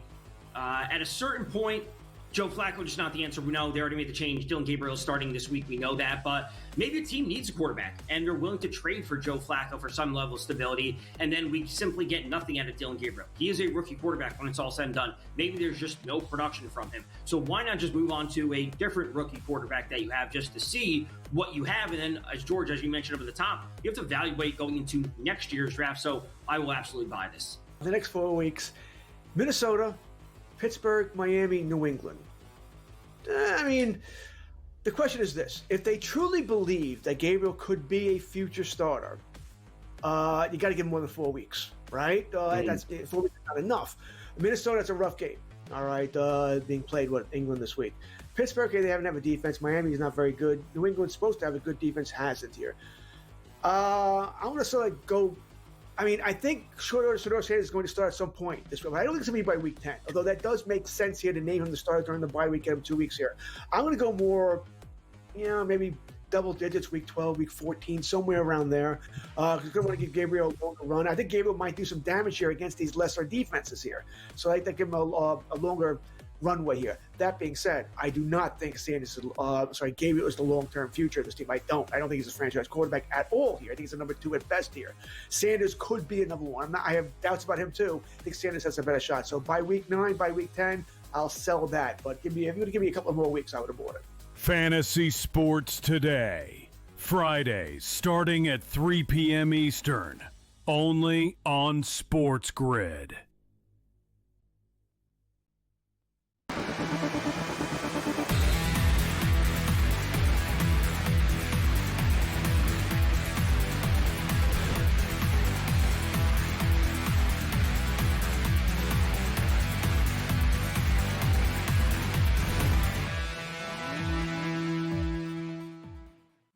All right, welcome back in Game Live, Game Day here on the grid. I'm just going to throw it out there now just so we get it out there. Scott and Gabe, hour number 2 here. Blake Snell has got a one-hitter through 5. He's got 6 strikeouts, and he's thrown only 65 pitches. Outside of the one hit, and I didn't see the one hit, but Milwaukee has not even come close to getting a base hit. I just say that because there's no reason in the world why Robert should take out Blake Snell. I'm not saying he is, but if he does after 5 game or even after 6, because he just wants to manage, it's like, don't be stupid. Just let the guy pitch. He's on fire. They used to overthink. Roberts would come in. It seems like they learned their lesson, especially the fact, I think, Scott, if the Dodgers bullpen wasn't so bad, right? The Dodgers bullpen let them down so much down the stretch that they've given up hope on it. And now you notice most of the Dodger pitchers, and in fact, remember I talked about it with, remember I said, they struck out 9 or more in every one of their starts so far. And every one of their pitchers had gone 6 or more innings, right? And most of them had gone 7, except Yamamoto got lit up. So he didn't pitch well, Yamamoto. But I'm with you, Scott. I don't care. I don't want to hear, it's the 3rd or 4th, 3rd. I don't care. Like, that's all they I don't care how many times through the order. If the guy's getting it done, leave him in. Leave him in. Right. Like, at this point, I'd be like, I wouldn't even be looking at the bullpen here. If Snell pitch a complete game, they can't help themselves, though, huh? Like, I guarantee you in the 7th, they'll start to itch. They'll start to itch. I want to go to the bullpen. It'd be like, Coach, why? Yeah. Why? He's dominating. Why? The bullpen sucks, Coach. Yeah. But, we have a plan. We got a plan. It's like, no, your plan sucks. Look at the Blue Jays today. Savage gave up 3 runs in the first, got none since, and they take him out. Why? He settled down. He's better than who you're going to bring in. Yeah. I can live with losses. Like, I can live with a loss. If you beat my best pitcher or second best pitcher, however you want to rank Blake Snell, all right, then you beat him. All right. He's pitching like their best pitcher right now, I tell you. Scott, imagine like the Minnesota Twins. They never would let Jack Morris go 10 innings. Give us the ball, Jack, after 7 innings, 6 innings. Good job. Bills get Freddie stopped Freeman. on a 4th and 2. Freddie, Freeman, does he a do home it? run. Yep. Postseason Freddie? A home run. Postseason Freddie. Wow. You know, he hasn't been hot, dominant. There it is. They finally break through, huh? Yep. So they took Priester out. Now, again, well, listen, Priester was in and out of trouble, but he didn't give up any runs, bottom line. They bring Priester out, they bring in Patrick. He's the same dude they brought in last game against the Cubs, who first batter, he gave up a home run. I forget what game that was. But, all right, so Freddie's got a home run. Now there's really no reason to take Snell out of the game. And then sometimes that really screws up the manager, too. And Scott, I got a lead. Now I got to go to the bullpen. Now I got a lead. So Snell's strikeout prop is 6.5 too. So let's leave him in here. Let's leave him in. I was upset about that today with you, Savage, because I had over 5.5 strikeouts and he was cruising along. He was at 5, and they took him out of the game. I was like, you got to be kidding me. I bet under 4.5 with Miller. We were right about that one. So yeah, we got over 5.5, over 6.5 with Snell. He's at 6. Should get there. Dude, like you said, he's pitching a one-hitter, guys. A one-hitter. Like, there's no need, to even look at the bullpen right now. Commanders just doinked a field goal from 50 yards off the upright. No good. Told you this stadium in this game, yeah. I wasn't in the field goal. Weird stuff. So they have enough time so the Bears have enough time to complete a pass, kick a field goal. They'll screw it up, though. They got a minute. Yeah. Yeah, it's the Bears. So the Bills, they go for it on 4th and then 1 or 2. They don't make it. The Bills, the Falcons ball. After they go for it. The Bills go for it. They're on the 50-yard line. They go for it on 4th and 2. Terrible play call. Josh Allen sort of rolls out and throws this, weird sort of dumps it off to a running back who was falling down. It was just one of those destined to fail type of plays. I don't understand it. I don't get it. These teams, man, that you 4th and 2. You don't have 2, 3, 4, 5 go-to plays. You know what I mean? This can't be stopped type thing. You know what? We just pitch it off to Cook, and you can't stop this because we're going to do we're going to do this because of this angle. Or Josh, we're just plow forward, Josh. Just, you know what I mean? Set up in the shotgun and run people over. Get a head start. I don't mind if you're going to do that. Get a head start and just run people over. No, they roll out and do this weird sort of, and now they give the ball to Atlanta at midfield. As soon as the Bills were getting momentum and getting back in this football game. 21-14. We're going into the 4th quarter right now, and the Falcons are 2nd and 13 on the Bills' 45-yard line. 49.5 updated total. Bills now getting 4.5. Now you got to start to worry because Falcons can kick a field goal. Now you got a 2-score game in the 4th quarter. You had the 3rd quarter to kind of get back in it. They did. They scored the 1 touchdown, but they got the ball at Buffalo 46-yard line. So that 3.5 is still out there. Plus 215, and then you said 49.5. So it's amazing how bad they punted. They punted. Yeah. So they didn't do anything. They ended up punting. So we're near the end of it. They pinned them deep. But it's amazing to me. We've seen this with the Buffalo Bills guys. How bad they are in short yardage situations. It's amazing to me. Yeah. Josh Allen should not be somebody that should not be able to pick up first downs in short yardage situations. Dalvin Cook, there's so many different plays. Here's one. Use your tight ends. You know what I mean? We saw with the Philadelphia Eagles. Brilliant play. They gave it to Dallas Goedert, Scott. They set him up, Dallas Goedert, and as a fullback, they gave it to him. He ran people over. All right, give it to Dawson Knox. Get creative, Scott. Think of something. You know what I mean? Do better. And the thing is with the Bills that drives me crazy, every time, Scott, it's a different play. You know what I mean? So, the Bills are, let's say it's 4th, 1st and goal. They'll try 4 different things. Even on there, every big play, they're never oh, yeah, this is our go-to. This is what we're going to hang our hat on yeah, it got stopped, but it works 80% of the time. No, like they don't have a go-to play. Like it's amazing to me that Josh Allen doesn't come up with one and say, listen, you know what I mean? This is what I think we should do. This won't be stopped. And it's been different offensive coordinators. It's been a constant problem in the Josh Allen era. They've lost playoff games because of it. It's constant. And now they just came close to getting a stop here, but defensive pass interference, and they bail the Falcons out on a 3rd and 14. Oh, that's a killer. That's a killer. Now they're going to be in field goal range. They're at the half, by the way. Washington just took a knee, so 13-7 Bears halftime. We'll check some halftime lines here in a second. So, all right, Dodgers got something going here. They got runners on 1st and 2nd now. You got the Freeman home run, 1-0 lead, and they got runners on 1st and 2nd, 1 out. So with Max Muncy batting, Patrick's still in there, who struggled a little bit. So that's looks like they're little bingo here. Looks like there's a pitching change coming up right now, so we got a timeout. Scott said 1st and 2nd. Okay. Muncy coming up. Looks like they're going to the hill. Looks like they're bringing somebody else in here. Big hit for Freddie Freeman. The difference in a 1-0 game, but man, it's been a pretty eventful baseball game so far today. I'll tell you that. Look at the line, minus 430. It's 1-0. All right, you got runners on 1st and 2nd, but there is 1 out. It's not like there's nobody out, bases low. It's 1-0. And the Brewers had the best record in baseball, Scott. The best record in baseball, down by 1.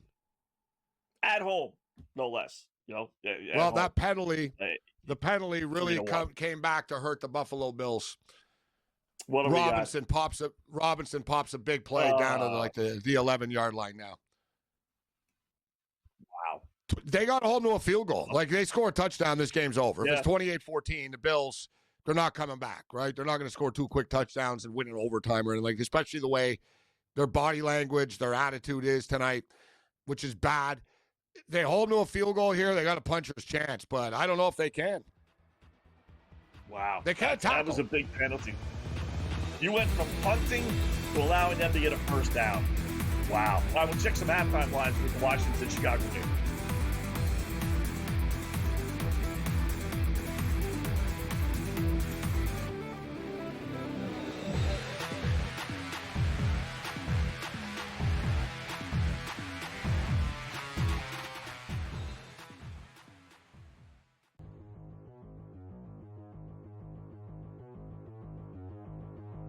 Shedeur Sanders will be starting for the Browns by week 9.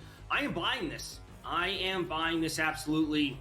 At a certain point, Joe Flacco just not the answer. We know they already made the change. Dylan Gabriel is starting this week. We know that. But maybe a team needs a quarterback, and they're willing to trade for Joe Flacco for some level of stability, and then we simply get nothing out of Dylan Gabriel. He is a rookie quarterback when it's all said and done. Maybe there's just no production from him. So why not just move on to a different rookie quarterback that you have just to see what you have? And then, as you mentioned up at the top, you have to evaluate going into next year's draft. So I will absolutely buy this. The next 4 weeks, Minnesota, Pittsburgh, Miami, New England.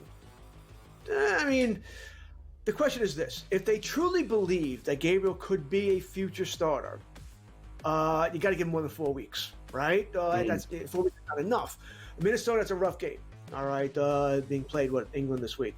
Pittsburgh, they haven't have a defense. Miami is not very good. New England's supposed to have a good defense, hasn't here. I want to sort of go. I mean, I think Shedeur Sanders is going to start at some point this week. I don't think it's going to be by week 10, although that does make sense here to name him the starter during the bye week, get him 2 weeks here. I'm going to go more, maybe double digits, week 12, week 14, somewhere around there. Because I want to give Gabriel a longer run. I think Gabriel might do some damage here against these lesser defenses here. So I think give him a longer runway here. That being said, I do not think Gabriel is the long-term future of this team. I don't think he's a franchise quarterback at all here. I think he's a number 2 at best here. Sanders could be a number 1. I have doubts about him too. I think Sanders has a better shot. So by week 9, by week 10, I'll sell that. But if you were to give me a couple more weeks, I would have bought it. Fantasy Sports Today. Fridays starting at 3 p.m. Eastern. Only on SportsGrid.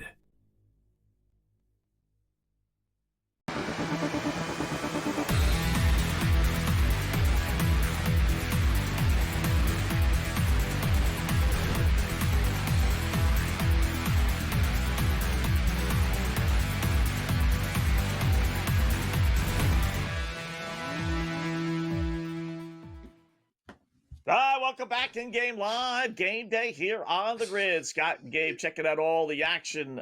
Joined now by our good Damn buddy. commercial breaks, Wetzel. I know. We missed all the good action all here. the time. Touchdowns, block field goals, all the time. Stuff happens during a commercial break. Yeah, so we get a blocked field goal out of the Buffalo Bills, who blocked. It looked like Atlanta was going to score a touchdown, let alone a field goal. So forget about having to worry about a 14-point lead or even a 10-point lead. It's still now 7. Falcons do not convert on that scoring opportunity. So 12.5 minutes left. We got 13-7 halftime with the Bears and Washington Commanders. Let's get some halftime bets with our good buddy Tom Vecchio, SportsGrid host. What's going on, Tom? How are you tonight? I know you're relieved with the blocked field goal try, aren't you? Yeah, I'm on the Bills money line. I just like the spot for them, and I know a money line, minus 200 or whatever it was.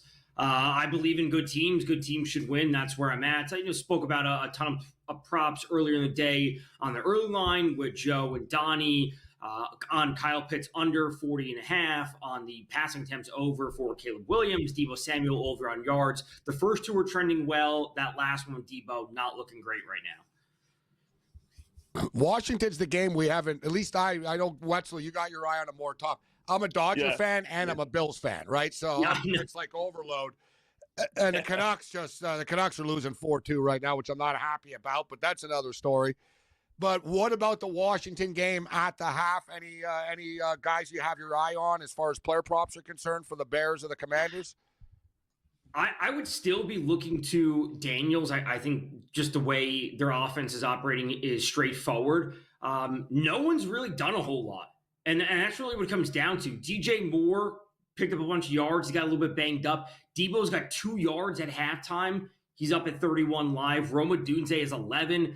He is seeing some Lattimore, so he's only at 38. Like, no one's really picking up a whole lot of yards. I wouldn't mind just taking a super low prop with Luther Burden. He has 5 yards. His prop is 9.5. You just basically need, the one catch, as we often talk about. But it has been a clear lack of production for the wide receivers and tight ends. If you take a look at the rushing props, we're getting a little bit of production out of DeAndre Swift, which I'm actually surprised about, because you actually look at Washington, they're top 10 in league. I believe it's top 8 in league when it comes to rushing DVOA. They're really strong on defense. So this wasn't the matchup for him, but he's already up at 54 yards, which is at least surprising to me. Yeah. How about Krosky Merritt? The Bears had the second worst rushing defense in the NFL behind the Dolphins as far as yards per game. I thought Washington would be able to run the ball a little bit more. 14 carries for 46 yards. Jacory's got 8 for 30.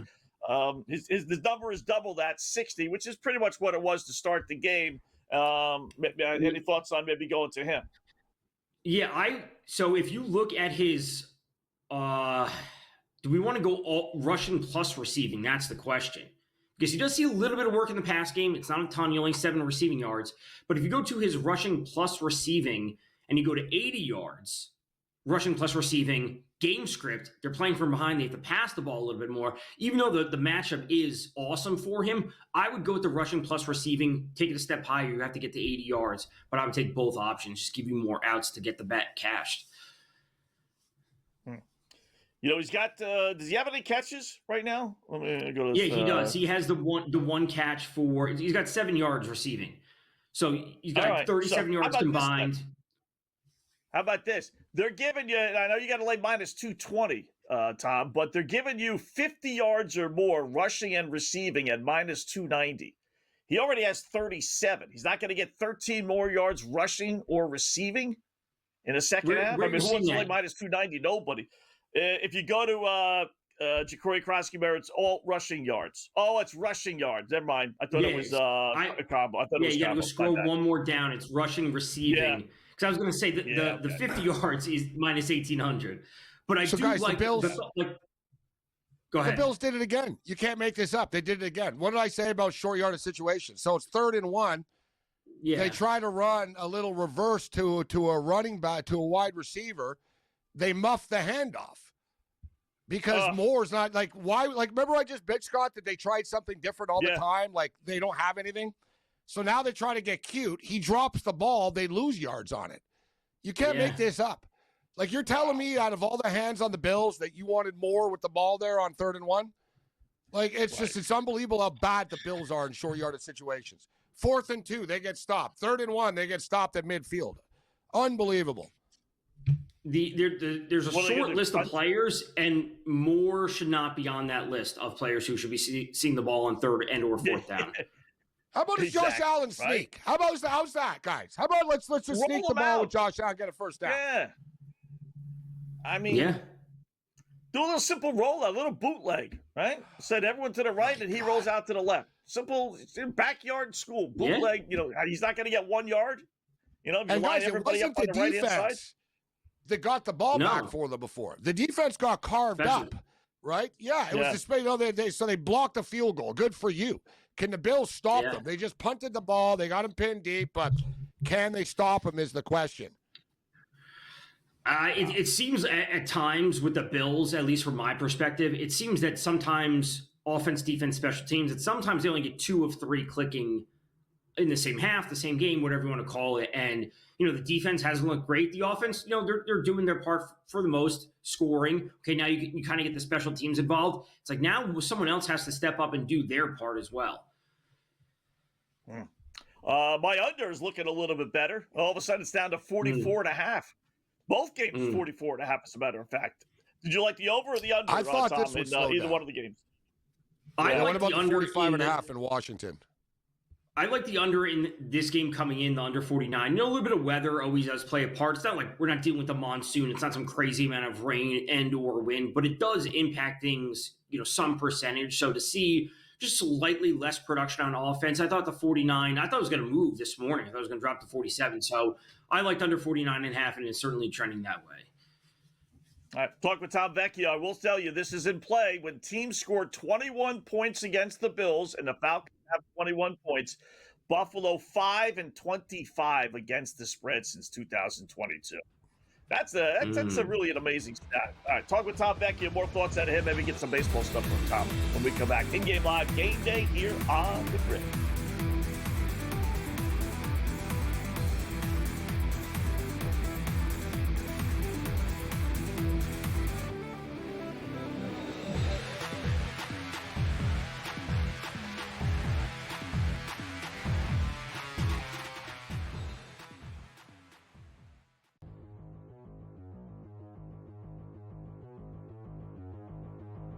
Shedeur Sanders will be starting for the Browns by week 9.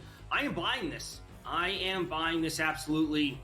At a certain point, Joe Flacco just not the answer. We know they already made the change. Dylan Gabriel is starting this week. We know that. But maybe a team needs a quarterback, and they're willing to trade for Joe Flacco for some level of stability, and then we simply get nothing out of Dylan Gabriel. He is a rookie quarterback when it's all said and done. Maybe there's just no production from him. So why not just move on to a different rookie quarterback that you have just to see what you have? And then, as George, as you mentioned over the top, you have to evaluate going into next year's draft. So I will absolutely buy this. The next 4 weeks, Minnesota, Pittsburgh, Miami, New England.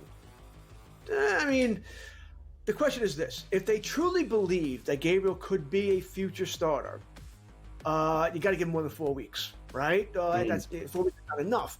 Minnesota, that's a rough game, all right, being played, England this week. Pittsburgh, they haven't have a defense. Miami is not very good. New England's supposed to have a good defense, hasn't here. I want to sort of go... I mean, I think Shedeur Sanders is going to start at some point this week. I don't think it's going to be by week 10, although that does make sense here to name him the starter during the bye week, get him 2 weeks here. I'm going to go more, maybe double digits, week 12, week 14, somewhere around there. Because I'm going to give Gabriel a longer run. I think Gabriel might do some damage here against these lesser defenses here. So I think give him a longer runway here. That being said, I do not think Gabriel is the long-term future of this team. I don't think he's a franchise quarterback at all here. I think he's a number 2 at best here. Sanders could be a number 1. I have doubts about him too. I think Sanders has a better shot. So by week 9, by week 10, I'll sell that. But if you're going to give me a couple more weeks, I would have bought it. Fantasy Sports Today. Fridays starting at 3 p.m. Eastern. Only on SportsGrid.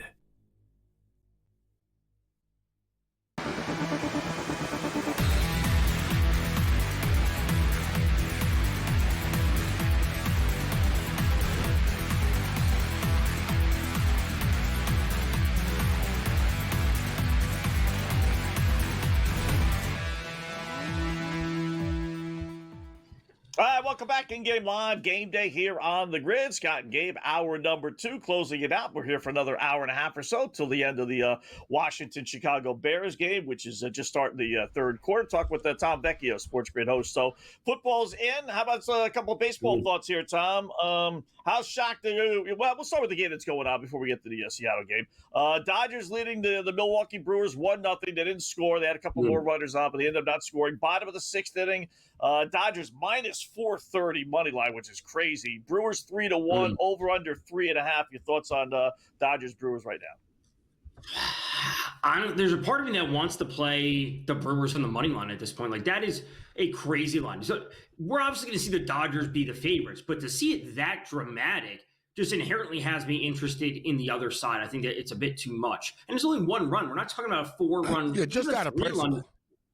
Right, Out of right. principle, And that's right? Even if you don't like it, it's the number. Yeah. You bet the number and sort of just, okay, just because it is one run. And I brought it up earlier. It's the best team in baseball. They have a better record than the Dodgers did. And they're at home. Like, this is the spot to back them. So that's where I would look. You know, generally I take a lot of unders on pitcher strikeouts and or outs, total outs. But it depends on the pitcher. Like, I'm not going to take the under on a Snell or a Logan Gilbert or someone like that. But you have to know what you're looking at. And Gabe, you said you had under on Bryce Miller 4.5 strikeouts yesterday, because I saw the line yesterday on Indian Live with Brady. What was your choice on 2.5? Yesterday I bet Miller over 2.5 strikeouts. Today, over 2.5. I was going to say. Yeah. Today I bet the Gilbert under 4.5 strikeouts, and we cashed that. Okay. Yeah. So I lost with you, Savage, though. We had over 5.5 with you, Savage. Right. They took him out of the game. He had 5. And I played Snell tonight over 6.5, and he's gone over the number as well. I'll say this. Snell's just been amazing. Right. If the Brewers are able to win this game, come back and winning when you are going with a starter, opener, bullpen game, which is what the Mariners did, like, you're at your weakest point and you come away with a win, that is a great sign for that team in the series. Especially on the road, like the Mariners did. They really got a head start on things. Bills in a 3rd and 10 again. The defense is doing their job, guys. They keep on giving the ball back to the Bills offense, and the Bills keep finding themselves behind the sticks, now on a 3rd and 10 situation. Yeah. Which I actually think they're better at. Scoreless in the entire third quarter. And Josh throws it to nowhere, like broken communication on the play.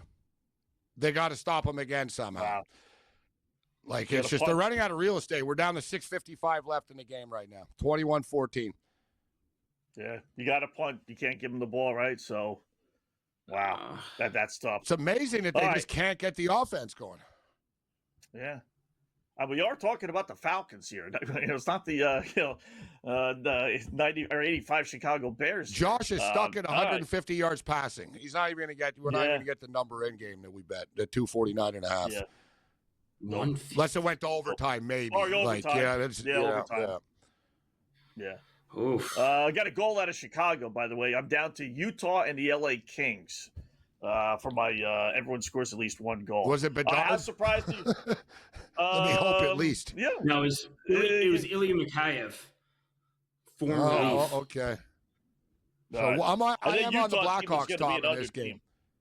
I thought that, you know what, they're 3 games, all been by 1 loss. So, they're 0-3. They're not going to go 0-82, etc. Back at home, they've been at home all weekend here now. They've been at home for 4 or 5 days. Thought it was a good spot for them tonight. We'll see if they're able to hang on. Yeah. We got a hold on the Falcons on the return, so it does help out the Bills. They got to stop Robinson. Still. Like, they were lucky. He got like 9 yards on first down on the last one. But they pushed them backwards, and then they threw it on the 3rd and 2 instead of running the ball again. But, the Bills' defense can't be counted on to get stop after stop after stop like this, man. The offense is really letting us down. Yeah. Any chance for Toronto to come back baseball-wise? You can get them right now on the money line, series plus 460. I mean, obviously, you would have to bet them before the game. But I would almost be more interested in their run total. Like, if they don't get their team run total over, they don't win. Like, they lose. And even if they win the game 2-1, 2-0, I think the offense is the thing that needs to get the engine going because the pitching clearly isn't on form right now. The bullpen still has issues. The bullpen gave up some runs in the Yankees series. They won the game 13-7 or whatever. They were still giving up runs. They need the offense to kick into gear, and that would be the thing that would draw me in the most. Yeah. Getting away from Tom, Toronto and that crazy crowd might help them. Might help them. Yeah, maybe. Maybe. Tom, good job, man. Appreciate it as always. We'll do it again soon. Thanks. Of course.